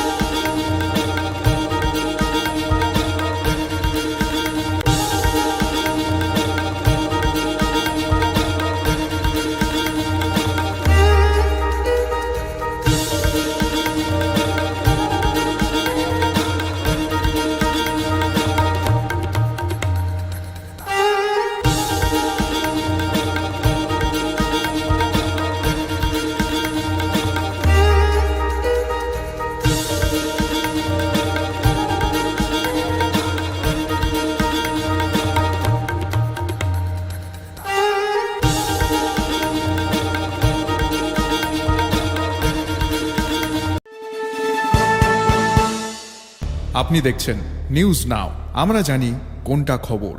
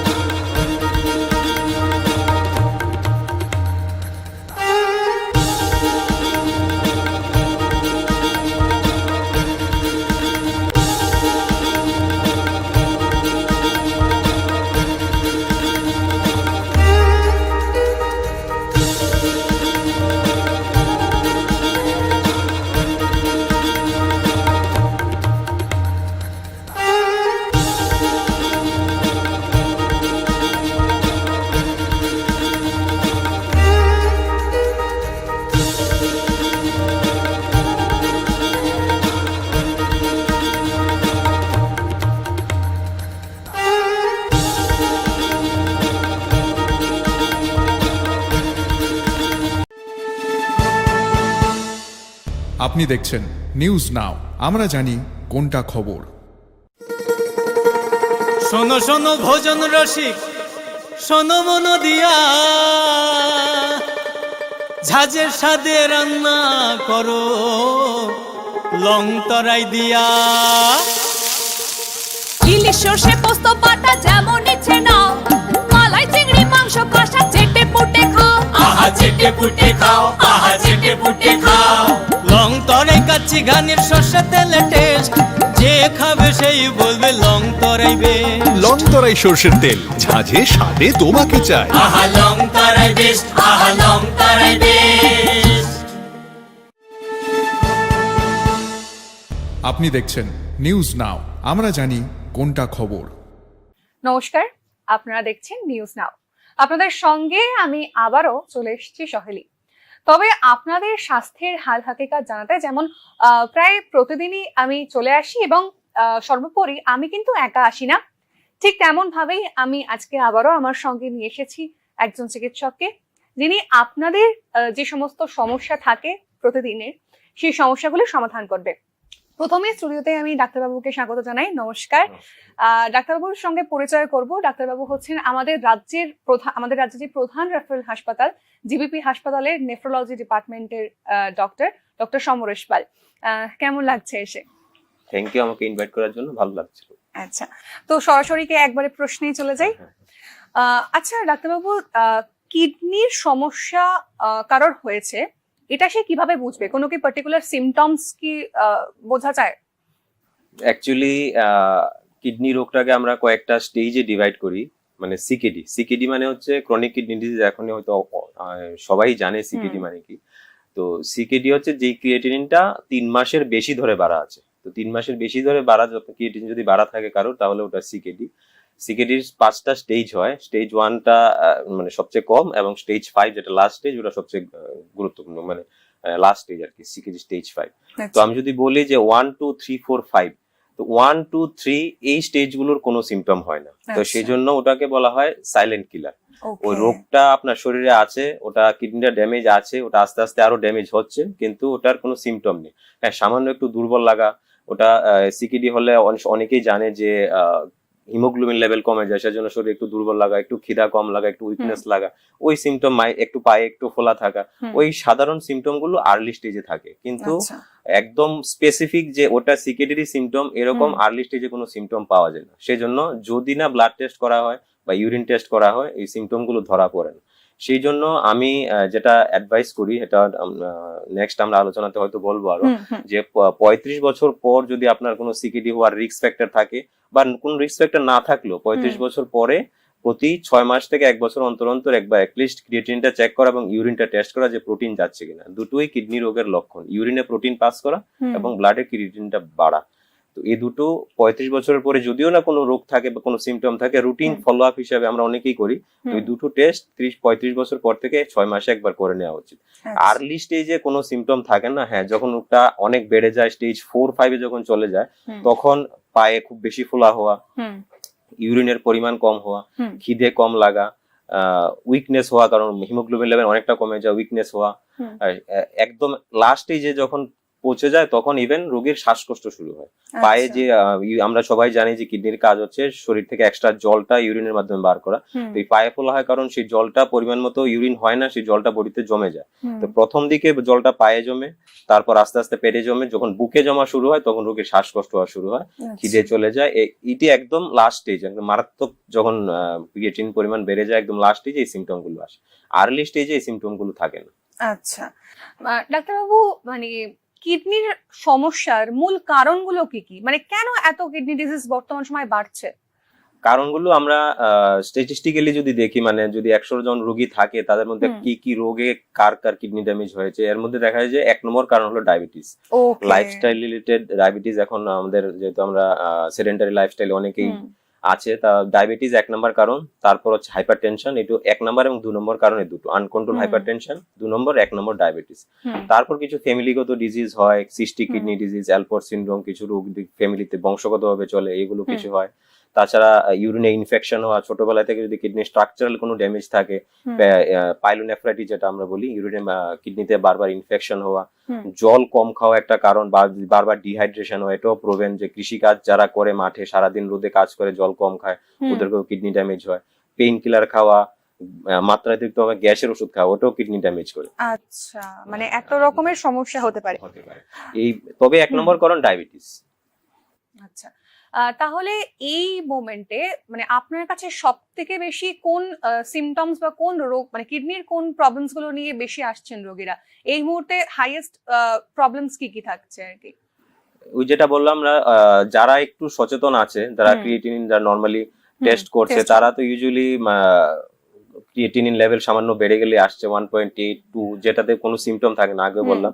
তো ওইগুলো নিয়ে অনেকে আসে যারা একটু এডুকেটেড, যারা নিজের হেলথ নিয়ে কনসিয়াস, তারা একটু ক্রিয়েটিন বেড়ে গেলে বা পেচ্ছাপে একটু প্রোটিন গেলে ওরা চলে আসে। কিন্তু যারা একটু নেগলেক্ট করে, তারা লে স্টেজে আছে, পায়ে ফোলা নিয়ে আসে, শ্বাসকষ্ট নিয়ে আসে, খিদে চলে গেছে, হিমোগ্লোবিন কমে গেছে, উইকনেস হচ্ছে, এই সিমটম গুলো যখন মানে লেটার স্টেজে যারা সচেতন নয় তারা লেটার স্টেজে আসে ওই সিভিয়ার সিমটম গুলো নিয়ে।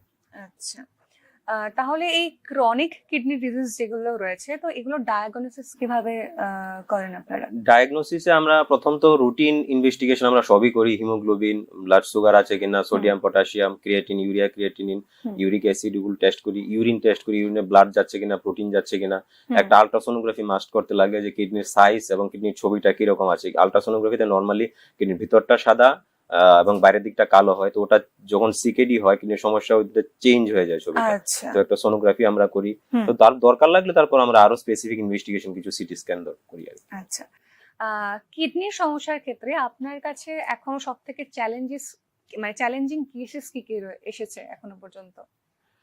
চ্যালেঞ্জিং কেসেস প্রথম দিকের যখন আর্লি স্টেজ, ওটা তো আমরা ইজিলি প্রিভেন্ট করতে পারি, ওটা পরে হয়তো আলোচনায় আসবো আমরা, যে ক্রিয়েটিন যার বললাম 1.82 আছে, ওইগুলো কি সেরকম কিছু চ্যালেঞ্জিং না।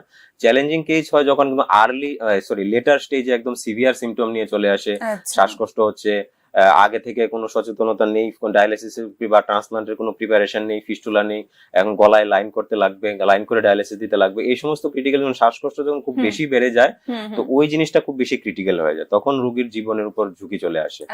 পটাশিয়াম, কিডনি রোগে আমরা জানি যে পটাশিয়াম বেড়ে যায়, তো ওই পটাশিয়াম যদি খুব বেড়ে যায় হার্ট ব্লক হয়ে যেতে পারে, ওই জিনিসগুলো ক্রিটিক্যাল হয়ে যায় আর কি। আচ্ছা, বেশ।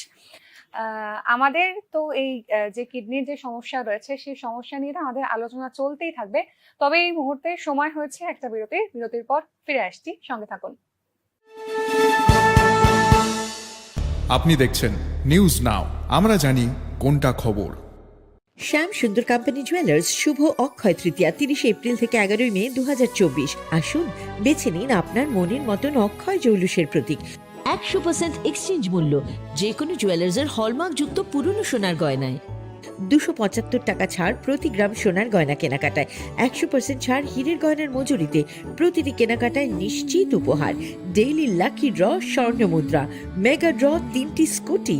পাশাপাশি আছে সোনায় সোহাগা গয়না কেনার বিশেষ ডিসকাউন্ট স্কিম, জিএসআই আইজিআই পরীক্ষিত গ্রহরত্ন, রূপোর মুদ্রা ও রূপোর সামগ্রী, একেবারে সহজ সাধ্য দামে চোখ ধাঁধানো হীরের গয়নার সম্ভার।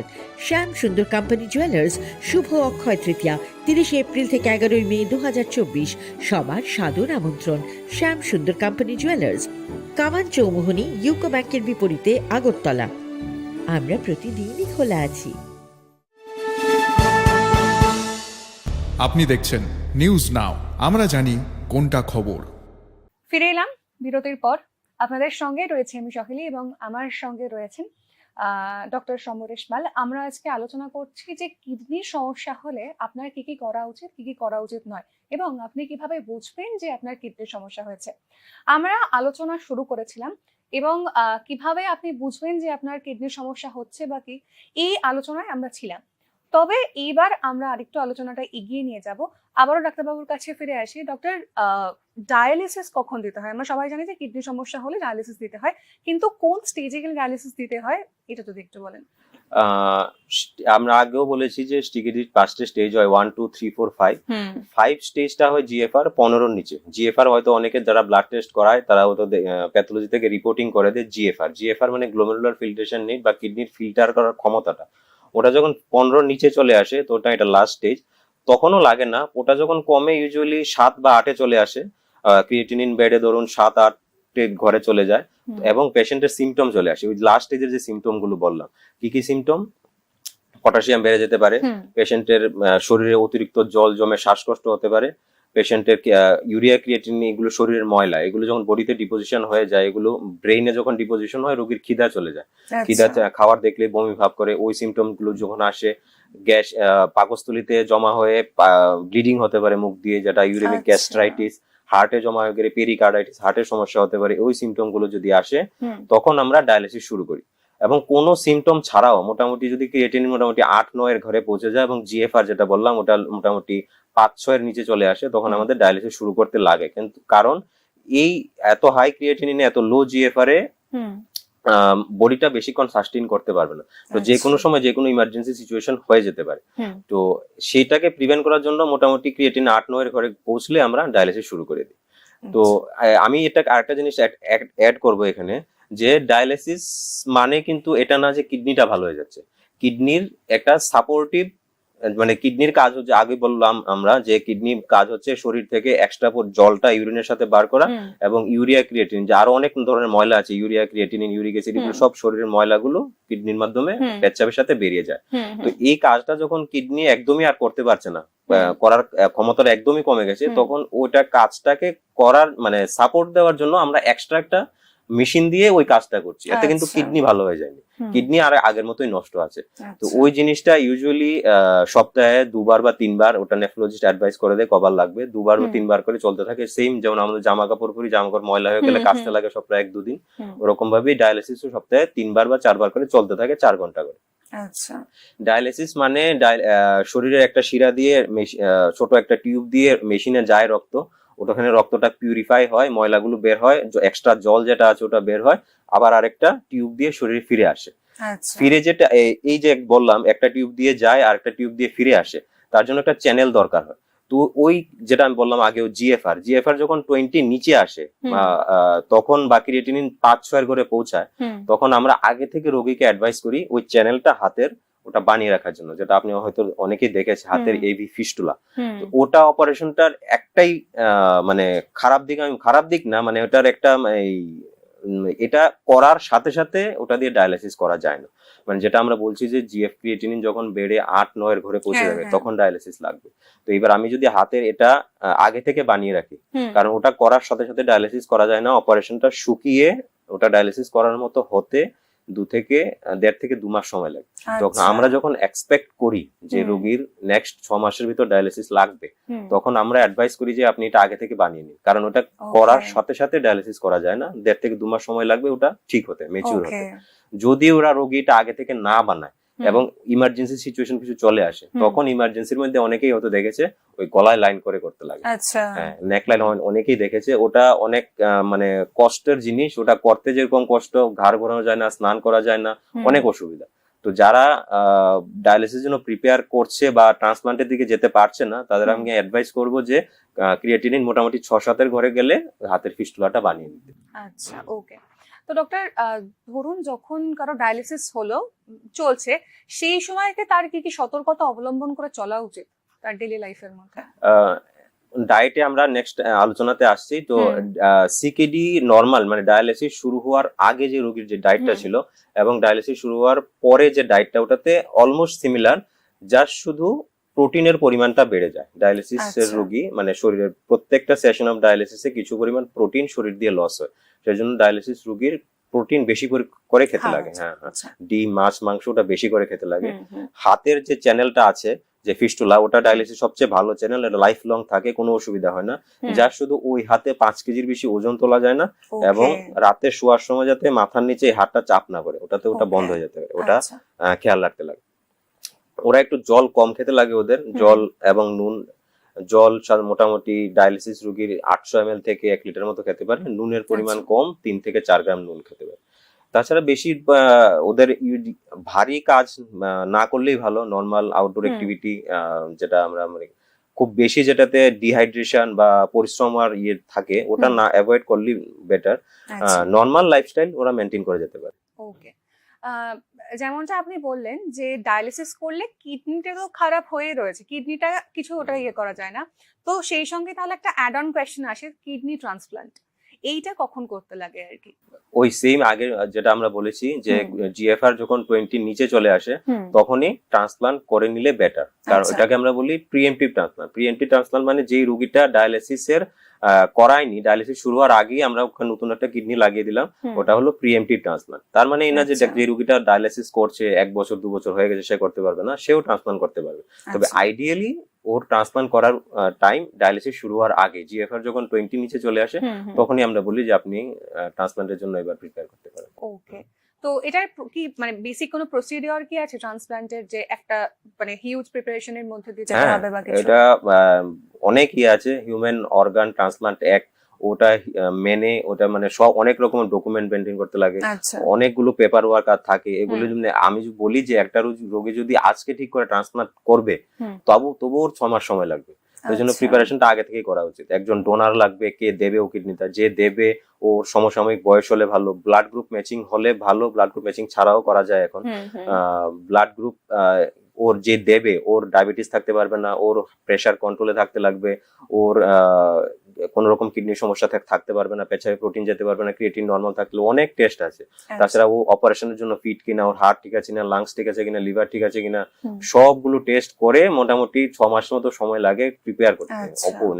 আজকে যদি ঠিক করে ওটিতে ঢুকতে 6 মাস মতো সময় লাগে। তো এতদিন ওর প্রিপারেশনটা অনেক আগে থেকে নিয়ে নিতে লাগে। কিন্তু ততদিন যদি মানে ওনার সিচুয়েশন ডিটোরিয়েট করে সেক্ষেত্রে উনি ডায়ালিসিসে চলে যাবে। হ্যাঁ, তারপর ডায়ালিসিসের পরে আস্তে ধীরে ট্রান্সপ্লান্ট চলবে। ওকে, আচ্ছা। কিডনি ট্রান্সপ্লান্ট করার পরেও সেম কি কোনো গাইডলাইনস রয়েছে যে এইভাবে লাইফস্টাইল লিড করতে হবে বা কিছু? হ্যাঁ, ডায়েট এবং লাইফস্টাইলটা ট্রান্সপ্লান্টের পর অনেকটা বেটার হয়, এবং লাইফ স্প্যান যেটা আমরা মানে ওটা কতদিন বাঁচবে সেটাও ট্রান্সপ্লান্টের পরে ডায়ালিসিস থেকে অনেক বেটার।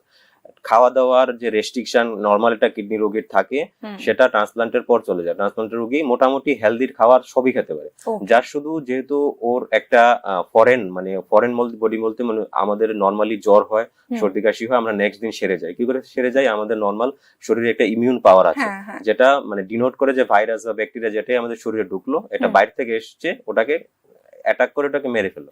তো এইবার যে নতুন কিডনিটা আমরা লাগাই ওটাও তো একটা ফরেন বডি, বাইরে থেকে এসছে, আমাদের শরীর ডিনোট করে যে ওটা বাইরে থেকে এসছে, ওটাকে মেরে ফেলো। তো সেই জন্য কি হয়, এই যেটা আমরা বলি যে রিজেকশন মানে আমাদের শরীরের নিজের প্রতিরোধ ক্ষমতাটাই নতুন একটা কিডনিটাকে ওটাকে মেরে ফেলছে। তো সেই জন্য আমাদের অনেক ওষুধপত্র দিতে লাগে নিজের শরীরের প্রতিরোধ ক্ষমতাটাকে কন্ট্রোল করার জন্য, কমানোর জন্য।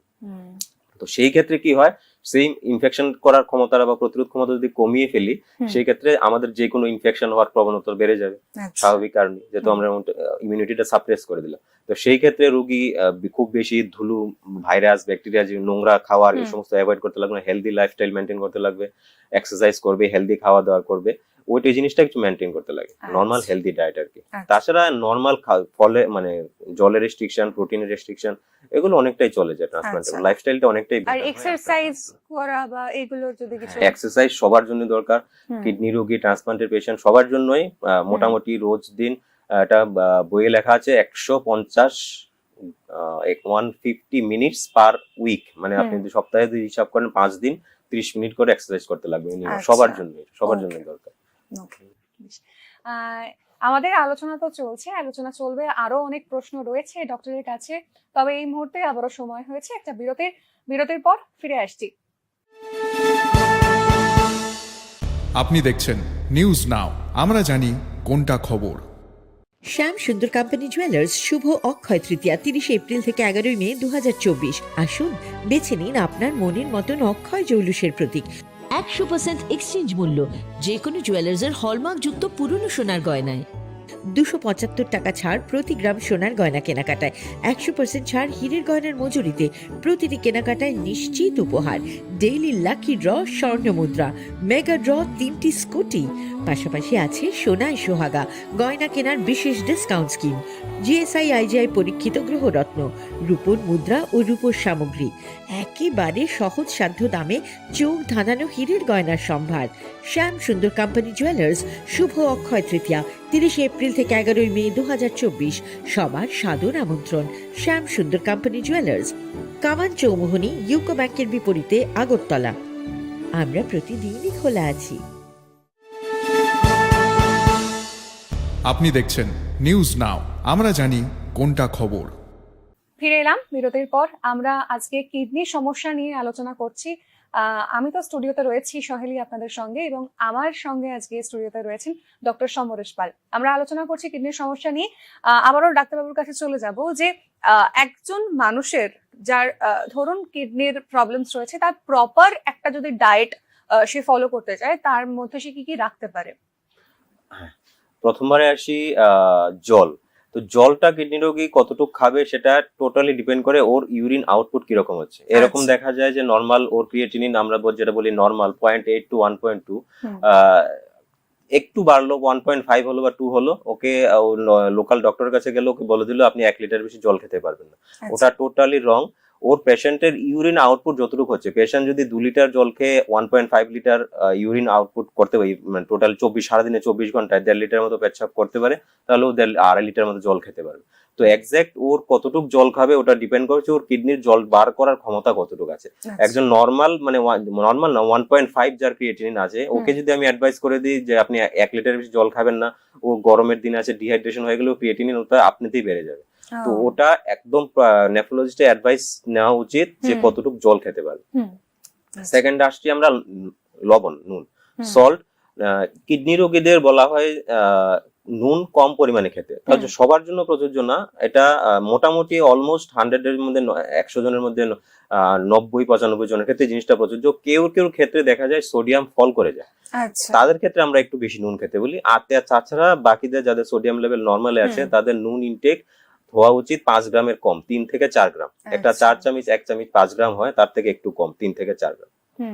সেম সোডিয়ামের মতো কিডনি রোগীদের পটাশিয়ামও বেড়ে যায়, তাও সেম সবার আবার সেম না। কেউ কেউ ক্ষেত্রে 100 জনের মধ্যে 2-3 জন হয় যাদের পটাশিয়াম কমেও যায় আবার, তো তাদের ক্ষেত্রে পটাশিয়াম একটু বেশি খাবে। কিন্তু বাকি যারা আছে 100 জনের মধ্যে 96-97 জন, তাদেরকে পটাশিয়াম রেস্ট্রিক্টেড ডায়েট, পটাশিয়াম যে সমস্ত ফল সবজিতে কম আছে সেগুলো খেতে লাগে, মানে পটাশিয়াম যে কম যেগুলোতে আছে। ডায়েটের মধ্যে আমরা অনেক সময় রোগীরা বলে যে লো সোডিয়াম করার জন্য তারা পটাশিয়াম কন্টেনিং সল্ট যেগুলো আছে, মানে বিট লবণ, এটা কি বলে সিন্দুক লবণ, টাটা সল্ট লাইট, লাইট যেটাতে হচ্ছে light in sodium but it is rich in potassium. তো ওই জিনিসটা একদম অ্যাভয়েড করা উচিত, ওটা খাওয়া যাবে না একদমই। আমি অনেক পেশেন্ট খেয়েছি লাইট সল্ট খেয়ে পটাশিয়াম বেড়ে যাচ্ছে। তো নর্মাল সাদা লবণটা খাবে, তাও পরিমাণে কম, 3 থেকে 4 গ্রাম। তো যে সমস্ত সবজিগুলোর মধ্যে পটাশিয়াম বেশি আছে এগুলো খাওয়া যাবে না, এগুলি মাটির নিচের জিনিসগুলোর মধ্যে পটাশিয়াম বেশি থাকে। তো এগুলো সিদ্ধ করে জলটা ডিসকার্ড করে তারপর ওই সবজিটা রান্না করার জন্য। ফলের মধ্যে আপেল, গয়াম, নাশপাতি, পাকা পেঁপে, আনারস, এই 5টা ফল খাওয়া যায়। বাকি ফলগুলোর মধ্যে পটাশিয়াম বেশি থাকে, হ্যাঁ সেগুলো অ্যাভয়েড করা উচিত। বাদাম, ড্রাই ফ্রুটস এগুলোর মধ্যে পটাশিয়াম বেশি থাকে, ওগুলো অ্যাভয়েড করা উচিত। এবার ডায়ালিসিস শুরু হওয়ার আগে প্রোটিন ইনটেকটা একটু কম করা উচিত, 0.6 to 0.8 gram per KG body weight. মানে একটা 60 কেজি যদি হয় 0.8 গ্রাম হলে 40 গ্রাম প্রোটিন কনজিউম করা যায়। সেই ক্ষেত্রে আমি এটা বলবো যে অ্যাডাল্ট মানে নর্মাল অ্যাডাল্টের জন্য 1 গ্রাম পার কেজি বডি ওয়েট, 60 কেজি হলে 60 গ্রাম। আর যার ডায়ালিসিস হয় তার থেকেও বেশি, কারণ ডায়ালিসিসে প্রোটিন লস হয় আগে বলেছি আমরা, হ্যাঁ তার ক্ষেত্রে 1.2 গ্রাম। তো ডায়ালিসিস শুরু হওয়ার আগে প্রোটিনটা কম, কারণ প্রোটিনটা কিডনিটাকে ড্যামেজ করে। তো সেই জন্য আমরা বলি একটু প্রোটিনটা কম খেতে, 0.6 to 0.8 গ্রাম। আচ্ছা, ফসফরাসটা কিডনি রোগীর ক্ষেত্রে বেড়ে যায়, তো সেই জন্য ফসফরাস লেভেলটা পরীক্ষা করতে লাগে। তো ফসফরাস লেভেলটা যদি নর্মাল থেকে বেশি থাকে তাহলে হাই ফসফরাস কন্টেনিং ফুড যেমন মিল্ক প্রোডাক্ট, দুধ থেকে তৈরি সব জিনিস, যে কোনো প্যাকেটেড কেক, বিস্কিট, ওগুলোতে ফসফরাস বেশি থাকে। প্রিজারভেটিভ দেওয়া যে কোনো জিনিস ওগুলো অ্যাভয়েড করা উচিত। কিডনি রোগীদের ইউরিক অ্যাসিড বেশি থাকে, তো high uric acid containing foods যেমন আপনাদের পাঠার মাংস, তারপর বিফ, পর্ক, ওইগুলো হাই ইউরিক অ্যাসিড থাকে। মসুরি ডাল, পালং শাক, পুঁই শাক, ওইগুলো অ্যাভয়েড করা উচিত। আচ্ছা, এই ইন জেনারেল প্রত্যেক, তবে ডায়েটের অ্যাডভাইসটা প্রত্যেক জন্য ইন্ডিভিজুয়াল, সবার ক্ষেত্রে একরকম, মানে প্রত্যেকের যে শারীরিক অবস্থা অনুযায়ী ইয়ে করতে হবে। আচ্ছা, আমরা সোডিয়াম পটাশিয়ামের এতক্ষণ আলোচনার পর বুঝতে পারলাম যে যাদের কিডনির প্রবলেমস রয়েছে sodium potassium very important factor তাদের শরীরের জন্য। ধরুন ইন কেস কারোর খুব হাই সোডিয়াম পটাশিয়াম হয়ে গেল বা খুব লো হয়ে গেল, সেক্ষেত্রে সিমটমস কি আর তৎক্ষণাৎ সেখান থেকে তাকে ঠিক করে নেওয়া যায় কিভাবে? বেশি রিস্কি পটাশিয়ামটা, দুটোই রিস্কি। সোডিয়াম পটাশিয়ামটা ইউজুয়ালি বাড়ে, পটাশিয়াম যখন বাড়ে তখন রোগীর পালসটা স্লো হয়ে যাবে। এখানে আমরা হাতের রিস্টের কাছে ধরলে পালসটা হয়, বুঝতে পারি আমরা পটাশিয়াম বাড়লে পালসটা স্লো হয়ে যায়, উইকনেস আসতে পারে, এবং একদম মানে 6-6.5 বেশি যদি পৌঁছে যায় তখন রোগীর হার্ট ব্লক হয়ে যেতে পারে। তখন ইমিডিয়েটলি হসপিটালাইজ করতে লাগবে, মেডিসিন দিয়ে পটাশিয়ামটাকে কম করতে লাগবে। পটাশিয়ামটা যদি কমে যায়, ইউজুয়ালি প্রথম থেকে কোনো সিমটম আসে না, ইউজুয়ালি মানে একটু শরীরটা একটু দুর্বল লাগতে পারে, হাতে পায়ে দুর্বল লাগতে পারে, তখন পটাশিয়ামটা টেস্ট করতে গিয়ে ধরা পড়ে যে পটাশিয়ামটা কম আছে, তখন এটা পটাশিয়াম সাপ্লিমেন্ট দিলে ঠিক হয়ে যায়। সোডিয়ামটা ইউজুয়ালি বাড়ে না, সোডিয়াম যদি বাড়ে তাহলে বুঝতে লাগবে রোগীর ডিহাইড্রেশন আছে, তখন ডিহাইড্রেশনটা কারেকশন করলে সোডিয়াম ঠিক হয়ে যায়। হ্যাঁ, সোডিয়াম কমে যেতে পারে, কারণ শরীরে জলের পরিমাণ বেশি যায়, শরীর যখন ফুলে যায়, শরীরে এক্সট্রা জল থাকে, তখন সোডিয়ামটা লো হয়ে যেতে পারে। তো লো সোডিয়ামের ক্ষেত্রে রোগীর বমি ভাব করা, মাথা ব্যথা করা, এবং খুব বেশি যদি কমে যায় তখন রোগীর সিজার মানে খিঁচুনি হতে পারে। তো আচ্ছা।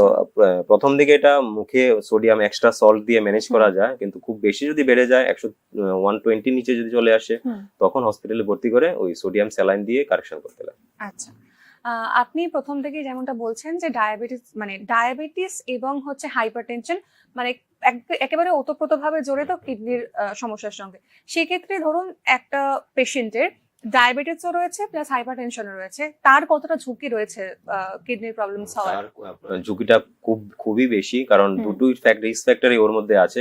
তো সেই ক্ষেত্রে আমি বলবো যে ওর তাছাড়া আরো যদি আরো একটা রিস্ক ফ্যাক্টর থাকে, ওর যদি ফ্যামিলি হিস্ট্রি থাকে ডায়াবেটিস আছে এবং ডায়াবেটিস থেকে ফার্স্ট ডিগ্রি রিলেটিভ মা বাবা ভাই বোন কারোর ডায়াবেটিস থেকে কিডনির রোগ হয়েছে, তো এরকম যদি ফ্যামিলি হিস্ট্রি থাকে ডায়াবেটিসও আছে, ডায়াবেটিস থেকে কিডনি রোগ হয়েছে, তার ক্ষেত্রেও তার সেই রিস্কটা আরো বেশি বেড়ে যায়। ও ডায়াবেটিস থেকে যদি চোখে এফেক্টেড হয়, চোখের রেটিনাতে রক্ত জমা, ব্লাড জল জমা, ও ডায়াবেটিক রেটিনোপ্যাথি, ডায়াবেটিস থেকে চোখ এফেক্টেড হয়, ওটা যদি থাকে তাহলে ওর রিস্ক ফ্যাক্টরটা খুবই বেশি কিডনির ঝুঁকি হওয়ার জন্য। তো সেই ক্ষেত্রে আমি বলবো ডায়াবেটিসটা স্ট্রিক্টলি কন্ট্রোল রাখতে লাগবে। এটা দেখা গেছে স্টাডিতে যে ডায়াবেটিসটা কন্ট্রোল রেখেছে শুরু থেকে, তার ক্ষেত্রে কিডনি রোগটা যদি ধরুন 10 বছর 12 বছর 15 বছর পরে হয়, যে কন্ট্রোল রাখেনি তার ক্ষেত্রে তারা আরো আগে হয়ে যায়, 5 বছর 7 বছর আগে হয়ে যায়। তো সেই জন্য যার ডায়াবেটিস আছে ডায়াবেটিস স্ট্রিক্ট কন্ট্রোলে রাখা, যার প্রেশার আছে প্রেশারটাকে স্ট্রিক্ট কন্ট্রোলে রাখা, সেম কন্ট্রোলে রাখলে হবে না যে তা না, কিন্তু ওই লাইফ স্প্যানটা অনেক লম্বা হবে, কারণ পরে হবে অনেকটা। মানে এটা কি হবেই মানে একদম নির্ধারিত? হ্যাঁ নির্ধারিত, যে যদি আপনার এটা জিনস রেসপন্সিবল, সেই জন্য আমি বললাম যদি ফ্যামিলি হিস্ট্রি পজিটিভ থাকে তার ক্ষেত্রে রিস্কটা বেশি হবে, কিন্তু মানে ওই ইয়েটা মানে অনেকটা অনেক লাইফ স্প্যানটা লম্বা হবে, অনেকটা পরে হবে। এবং সেই জন্য আমি বলি যে যদি কারোর ডায়াবেটিস আছে হাইপারটেনশন আছে, ওর যদি কিডনির সমস্যা কোনো নাও থাকে, সেও প্রতি বছর এটলিস্ট একবার করে ওই টেস্ট গুলো ইউরিন টেস্ট এবং ক্রিয়েটিনিন টেস্টটা করে নেবে, যে হচ্ছে কিনা দেখার জন্য। কারণ আর্লি স্টেজে যদি আমরা ধরতে পারি জিনিসটা, যেটা আমরা আগে বললাম যে স্টেজ 1 2 3 4 5 থাকে, তো এই প্রত্যেকটা স্টেজকে আমরা ওষুধ দিয়ে প্রত্যেকটা স্টেজের স্প্যানটাকে লম্বা করতে পারি, আলটিমেটলি লাইফ স্প্যানটা লম্বা হয়ে যাবে। তো সেই জন্য আর্লি ডায়াগনোসিস করতে পারলে মানে ট্রিটমেন্ট দিয়ে ওর লাইফ স্প্যানটা অনেক লম্বা করা যায়, সেই জন্য আর্লি ডায়াগনোসিসটা খুবই দরকার। আচ্ছা, একেবারে আমরা শেষ পর্যায়ে চলে এসেছি। মানে যেহেতু আপনি নেফ্রোলজিস্ট, তো সেক্ষেত্রে আপনি এমন কিছু সাজেস্ট করুন প্রত্যেকটা মানুষকে যারা এই জিনিসগুলো করলে তাদের এই কিডনির ডিজিজ গুলো হবে না, মানে অন্তত দূরে থাকা যাবে বা কিছু। এটা একটু আগে বললাম যে যার ডায়াবেটিস থাকে ডায়াবেটিসটাকে কন্ট্রোলে রাখা, যার হাইপারটেনশন আছে হাইপারটেনশনটা স্ট্রিক্ট কন্ট্রোলে রাখা। শুধুমাত্র প্রেশার ওষুধ খেলেই হবে না। আমার কাছে অনেক রোগী এসে বলে স্যার আমি তো প্রেশার ওষুধ খাচ্ছি, কিন্তু এসে বলে যে দেখলে প্রেশার অনেক হাই, তো শুধুমাত্র খেলেই হবে না, প্রেশারটা খেয়ে প্রেশারটা কন্ট্রোলে আছে কিনা সেটাও দেখতে লাগবে। তো আরেকটা জিনিস যেটা বলেছি, যার 35 বছরের পরে প্রতি 6 মাস অন্তর অন্তর একবার করে রুটিন চেকআপের মধ্যে করিয়ে নেওয়া। নর্মাল কিডনির জন্য আলাদা করে কোনো কিছু নেই, ডায়েট বা exercise, normal whole body healthy যেটাতে থাকবে ওটা কিডনি তো হেলদি থাকে। রোজ মোটামুটি 45 মিনিট থেকে 1 ঘন্টার মতো এক্সারসাইজ করা, 8 ঘন্টা ঘুমানো, হেলদি ডায়েট, কোনো রকম ফাস্ট ফুড জাঙ্ক ফুড না খাওয়া, স্মোকিং না করা, স্মোকিং ক্ষেত্রে কিডনির জন্য হ্যাজার্ডাস, অ্যালকোহল লিমিটেড। তো এই সময় হেলদি লাইফস্টাইল, এক্সারসাইজ করা, জল পরিমাণ মতো খাওয়া যাতে ডিহাইড্রেশন না হয়, এই সমস্ত জিনিসগুলো যদি আমরা মেনটেন করে রাখি, আমাদের আদার অর্গান বডি যেমন হেলদি থাকে সেম কিডনিটাও হেলদি থাকবে। আচ্ছা ডক্টর, আপনার এক্সপেরিয়েন্স কি বলে যে কিডনি নিয়ে কি মানুষের মধ্যে এখনো অ্যাওয়ারনেস কম রয়েছে? কিডনি রিলেটেড ডিজিজ নিয়ে অ্যাওয়ারনেস কি কম? অ্যাওয়ারনেস হ্যাঁ আমি বলবো এখনো কম রয়েছে। কিছু কিছু পেশেন্ট আমার কাছে আসে, সে জানেই না ক্রিয়েটিনিন মানে কি। ক্রিয়েটিনিন আমি যদি বলি যে ক্রিয়েটিনিন বাড়া কি, ক্রিয়েটিনিনটা বেড়ে আছে, তো ওটাই জানে না যে ক্রিয়েটিনিন বাড়া কাকে বলে, ক্রিয়েটিনিন জিনিসটা কি। তো এটা অ্যাওয়ারনেস এর অনেক অভাব আছে। এরকম পেশেন্টদের দেখতে গেলে অনেকটা সময় নিয়ে দেখতে লাগে, প্রত্যেকটা জিনিস ওদের বোঝাতে লাগে। তো অবভিয়াসলি ওটা আমার করা দরকার ঠিকই। তবে কেউ কেউ আছে যে যারা মানে জিনিসটা নিয়ে অ্যাওয়্যার, ওটা 1.52 থেকে 1.3 হয়ে গেলেই ওরা ডাক্তারের কাছে চলে আসছে, একটু বেড়ে গেছে সেবার জন্য। হ্যাঁ, তবে অ্যাওয়ারনেস এর অভাব আছে এবং এটা আমাদেরই মানে সচেতনতার মাধ্যমে ওটাকে দূর করতে লাগবে। আচ্ছা, আরেকটা বিষয় যে আমাদের সোসাইটি তো মানে আপস এন্ড ডাউনস আছে সোসাইটির মধ্যে, এবং ভাগও রয়েছে, অনেক রকম শ্রেণীর ভাগ রয়েছে। তো ধরুন যারা একেবারে নিম্নবিত্তীয় শ্রেণী, তাদের হয়তো কারোর এরকম কিডনি রিলেটেড ডিজিজ হলো, সেক্ষেত্রে তারা হয়তো এতটা মানে ইকোনমিক্যালি স্টেবল নয়, সেক্ষেত্রে তাদের কি করা উচিত? সেই ক্ষেত্রে তারা আমাদের হসপিটালের আউটডোরে আসতে পারে। আমাদের হসপিটাল আউটডোর থেকে অনেক ওষুধ বিনামূল্যে তাদের কাছে দেওয়া হয়। এরিথ্রোপয়েটিন একটা কস্টলি ইনজেকশন, আপনারা হয়তো শুনে থাকবেন যে কিডনি রোগীর হিমোগ্লোবিন ফল করে যায়। কিডনি একটা হরমোন বানায় এরিথ্রোপয়েটিন, যেটার কাজ হচ্ছে হিমোগ্লোবিন বাড়ানো, ওটা কিডনি বানায়।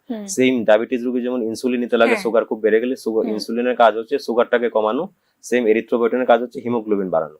তো ওইটা খুব কস্টলি মেডিসিন।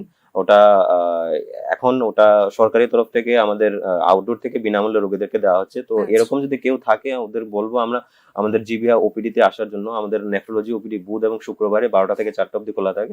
আপনারা অবশ্যই আমাদের আউটডোরে এসে সেবা গ্রহণ করতে পারেন। অনেক ধন্যবাদ ডক্টর। যেমনটা আপনারা দেখলেন এবং শুনলেন যে আপনাদের যদি কিডনির সমস্যা থেকে দূরে থাকতে হয় তাহলে কি কি করণীয়।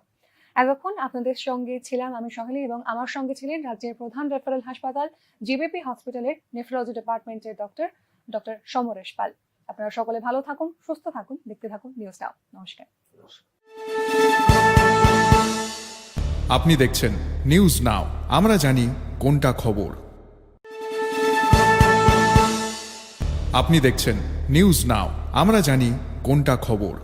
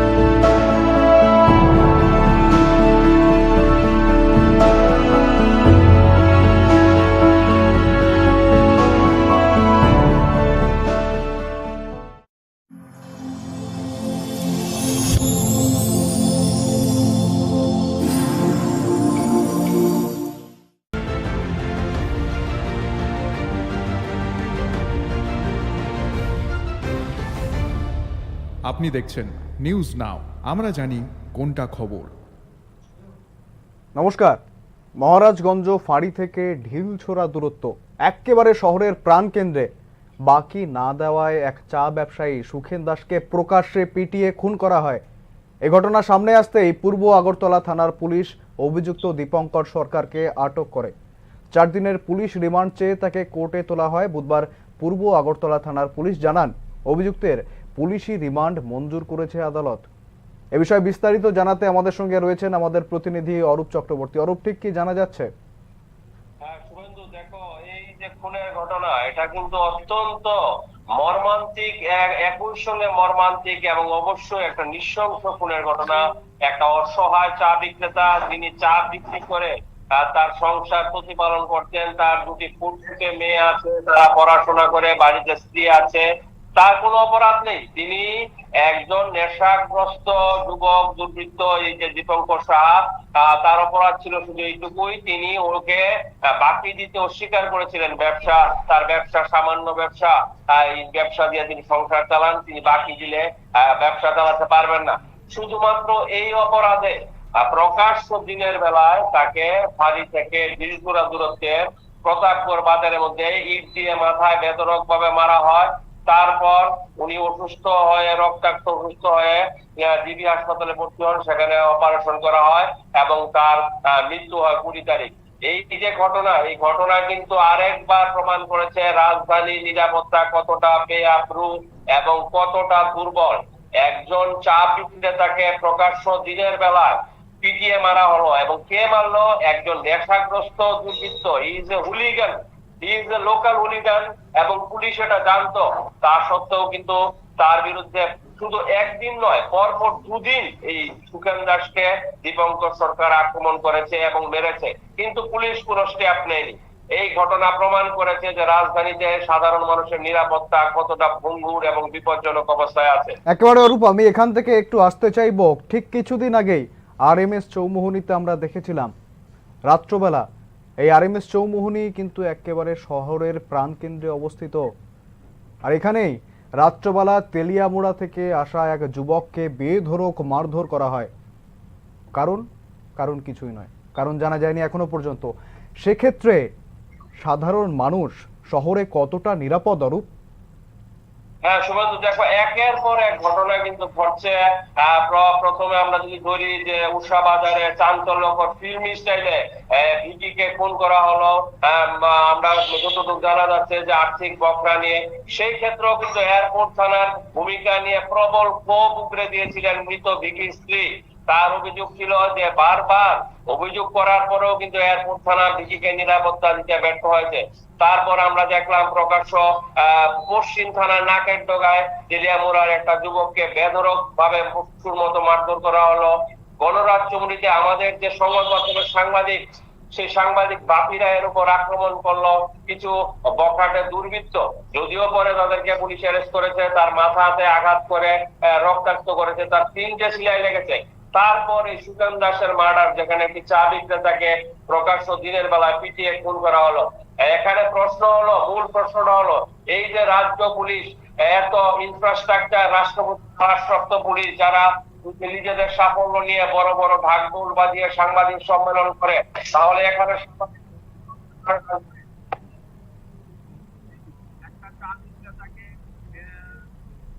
একটা এলাকার হুলিগান স্থানীয় পুলিশের কাছে কি এই ঘটনার কোনো খবর ছিল না? স্থানীয়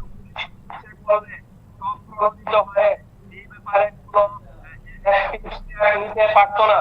এখন লোকটা মরে গেছে। এখন এই প্রশ্ন, যে জ্বলন্ত প্রশ্ন, যে সুখেন দাসের পরিবারকে কে দেখবে, কে তাদের ভরণ পোষণ করবে? তার উপার্জনে কিন্তু পরিবারটি চলতো। অত্যন্ত মর্মান্তিক একটি হৃদয় বিদারক ঘটনা। এটা কিন্তু রাজধানীর পুলিশের চরম ব্যর্থতার একটা উদাহরণ। একেবারেই অরূপ, এই প্রশাসনের ভূমিকায় কিন্তু প্রশ্ন আসছেই। আপনারা সাধারণ নাগরিক যারা, তারা নিরাপদভাবে কিংবা কতটা নিরাপদভাবে রাস্তায় বেরোতে পারবো?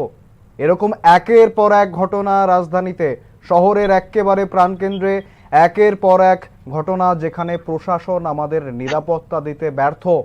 সেক্ষেত্রে প্রশাসনের বিরুদ্ধে এই অভিযোগ তো আসবেই। আপনারা যাতে নিরাপদভাবে বেরোতে পারি, সেক্ষেত্রে প্রশাসনকে আরো কতটা কার্যকরী হওয়া উচিত ছিল? অরূপ, হ্যাঁ শুভেন্দু, দেখো আমাদের রাজ্য প্রশাসন কিন্তু বারবার পুলিশকে, বিভিন্ন পুলিশের যে কনফারেন্স হয় বা পুলিশের যে ইয়ে হয়, সেখানে কিন্তু মুখ্যমন্ত্রী বারবার বলছেন যে আপনারা সোসাইটির জন্য কাজ করুন এবং এমন কিছু কাজ করুন যাতে মানুষ নিরাপদ, নিজেদের সিকিউর ফিল করে এবং নিরাপদ ভাবে। এবং কিন্তু রাজ্য প্রশাসনের এই এপিল বা আবেদনের সঙ্গে বা নির্দেশের সঙ্গে রাজ্য পুলিশের তৎপরতার কিন্তু কোনো মিল খুঁজে পাওয়া যাচ্ছে না। এই ধরনের ঘটনা, এই যে নৃশংসভাবে একদম চা বিক্রেতাকে পিটিয়ে খুন করা হলো, তার থেকে বড় ব্যাপার হলো যে এলাকায় মার্ডারটা হয়েছে সেই প্রতাপগড় এরিয়া। সেই প্রতাপগড় এরিয়া নিয়ে কিন্তু বহু মানুষের, যারা শুভবুদ্ধি সম্পন্ন সাধারণ শান্তিপ্রিয় মানুষ, তাদেরও অভিযোগ হলো প্রতাপগড় এরিয়াটি একটি নেশার মুক্তাঞ্চল বা হাব হিসেবে গড়ে উঠেছে দীর্ঘদিন ধরে। সেখানে নানান রকমের নেশার দ্রব্য বিক্রি হচ্ছে। মাফিয়ারা সেখানে জমির দালালি করে, কলা রুচিয়ে ঘুরে বেড়ায়, সাধারণ মানুষকে মারধর করে। কিন্তু এইদিকে আছে মহারাজগঞ্জ ফাঁড়ি আর ওইদিকে আছে পূর্ব থানা, তারা কেউই কিন্তু সেরকম অ্যাক্টিভ স্টেপ নেয় না বলেই সাধারণ মানুষের অভিযোগ যে সুখেন দাসের মতো নিরীহ চা বিক্রেতার জীবন অকালে ঝরে যায়। এটা কিন্তু বাস্তব, নির্মম সত্য। এখন দেখার বিষয়, এই যে জ্বলন্ত প্রশ্নগুলি, এই প্রশ্নগুলিকে সাধারণ প্রশাসন কিভাবে সামাল দেয়, কিভাবে পুলিশকে সত্যিকার অর্থে জনমুখী পুলিশ হিসাবে গড়ে তোলে, যাতে মানুষ শান্তিতে একটু বা নিজেদের পুত্র সন্তান নিয়ে ঘুমাতে পারে। একেবারেই অরূপ, ধন্যবাদ, তুমি সঙ্গে থেকো। ধৃতকে পুলিশি রিমান্ডে নেওয়ার পর পুলিশ কি জানিয়েছেন শোনাবো।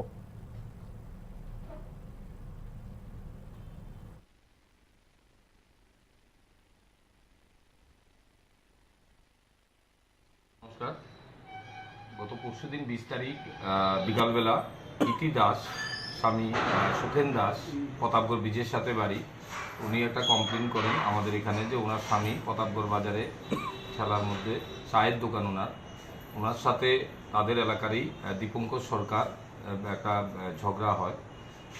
অ্যাকচুয়ালি প্রথমে 16 তারিখে দীপঙ্কর দাস ওনার দোকানে আসে, চা এবং সিগারেট খায়, খেয়ে পয়সা দেয়নি।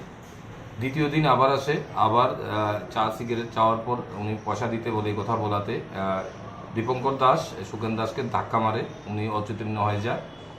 তো ওনাকে ঘরে নিয়ে যাওয়া হয়।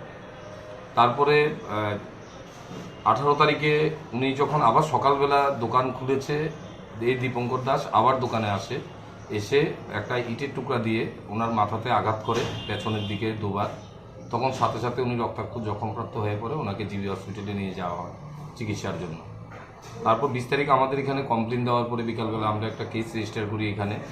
কেস নেওয়ার পর রাত্রিবেলা আমাদের কাছে ইনফরমেশান আসে যে সুখেন দাস উনি জীবিত চিকিৎসাধীন অবস্থায় মারা গেছেন। তো ওই মোতাবেক আমরা মাননীয় আদালতে আমরা একটা এডিং সেকশন 302 এর এডিং সেকশনে প্রেয়ার দিই। সাথে সাথে আমরা যে দীপঙ্কর সরকার তাকে আমরা খুঁজে বের করি এবং তাকে অ্যারেস্ট করেই গতকালকে তাকে আমরা কোর্টে পুলিশ রিমান্ড চেয়ে আনি। 4 দিনের পুলিশ রিমান্ড মাননীয় আদালত আমাদের অ্যালাউ করেছেন। এখন সে পুলিশ রিমান্ডে আছে, ঘটনার তদন্ত চলছে। কি কারণে না, অ্যাকচুয়ালি ইস্যুটা হয়েছে যে চা সিগারেট খেয়েছে, ওটার জন্যই টাকা নিয়ে তাদের মধ্যে একটু কথা কাটাকাটি হয়েছে। যখন ওনার কাছে টাকা চেয়েছিল দোকানদার সুখেন দাস, তখনই তাকে টাকা নেই বলে তার সাথে ঝগড়া শুরু হয়। তো ওই দিন টাকা দেয়নি, দ্বিতীয় দিনও আবার চেয়েছে, ওনাকে আর জিনিস দেয়নি। তো 18 তারিখ সকালবেলা সে এসে ইট দিয়ে ওনার মাথায় হঠাৎ আঘাত করে বসে, আর সাথে সাথেই উনি অসুস্থ হয়ে পড়েন, রক্তাক্ত জখমপ্রাপ্ত হয়ে পড়েন, ওনাকে জিবি হসপিটালে নিয়ে যাওয়া হয়। সন্ধ্যার সময় দিন উনি অপারেশন করেছিল, কিন্তু উনি রাত্রেবেলায় সন্ধ্যা 4টা দিয়ে উনি মারা গেছেন। সুখেন দাসের বয়স 55। অ্যাকচুয়ালি তাদের দুজনের বাড়ি এক জায়গাতেই, প্রতাপগড় ব্রিজের সাথেই বাড়ি, বাজারের পাশে, কাছাকাছি দুজনের বাড়ি। যাকে আপনারা অ্যারেস্ট করেছেন ওনাকে জিজ্ঞাসা করেছেন কি কারণে, কেন? না, এটাই উনি বলেছে আমার সাথে বকাবকি করেছে টাকা দেওয়ার জন্য। টাকা দিইনি, আমার কাছে টাকা ছিল না, তো এই জন্যই রাগে আমি মেরেছি। এখন পর্যন্ত এটুকু বলেছে, বাকি ইন্টারোগেশন চলছে। 4 দিন পুলিশ রিমান্ড থাকবে, আর কোনো তথ্য আমরা পাই কিনা সেটা আমরা দেখি। না, এমনিতে লোকালি ইনফরমেশন যেটা আমরা পাচ্ছি, ও মাঝে মাঝে গাঁজা টাজা এমন কিছু সেবন করে, এটা একটা ইনফরমেশন লোকালি থেকে এসে।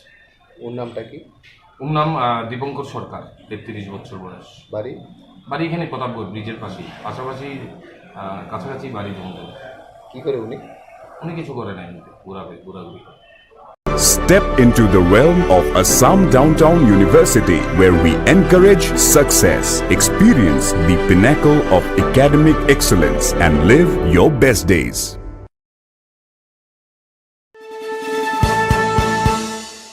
আপনি দেখছেন নিউজ নাও, আমরা জানি কোনটা খবর।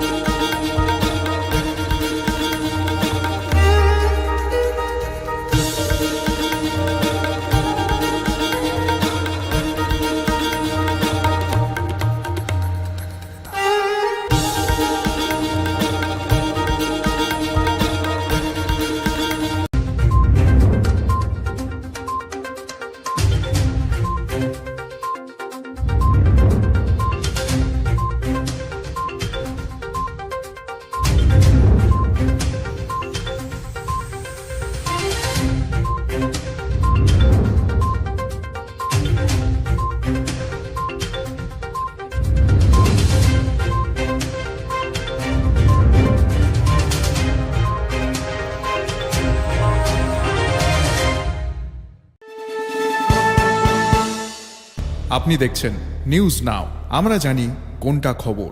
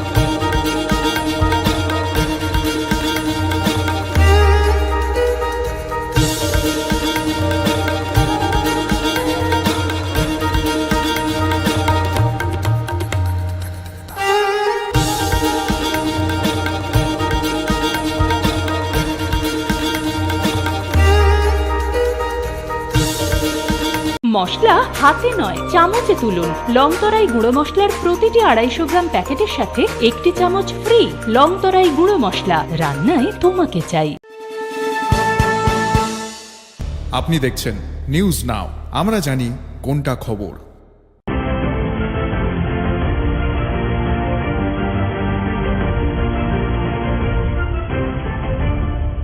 আপনি দেখছেন নিউজ নাও, আমরা জানি কোনটা খবর।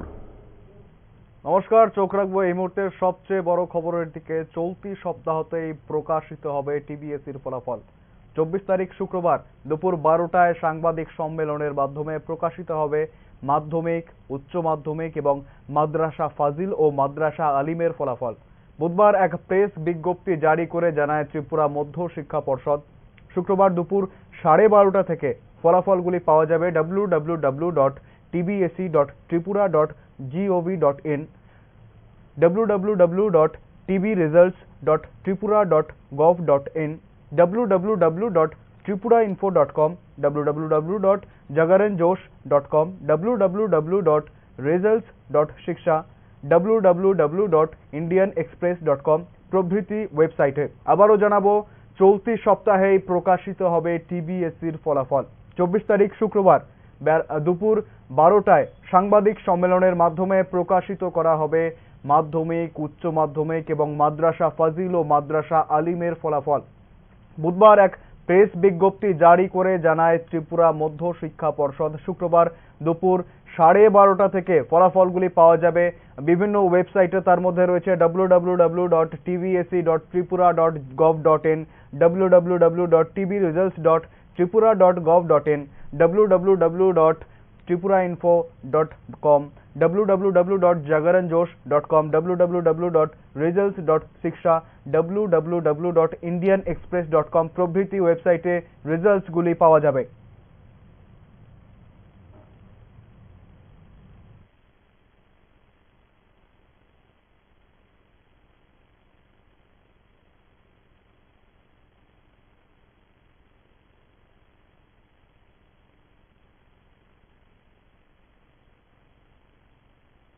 প্রথম আলো এলো শুদ্ধ সকাল, শুদ্ধ সলিলে আজ বাজালো ত্রিতাল, মন্দিরে শুদ্ধ পূজার ধ্বনি, অগ্নি শুদ্ধ হলো সিঞ্জিনি, পরিণীতা নারী তুমি অনুপমা, শুদ্ধ সোনায় সাজো হে নিরুপমা। শুদ্ধতার স্বর্ণ মন্দির, কালিকা জুয়েলার্স, আগরতলা।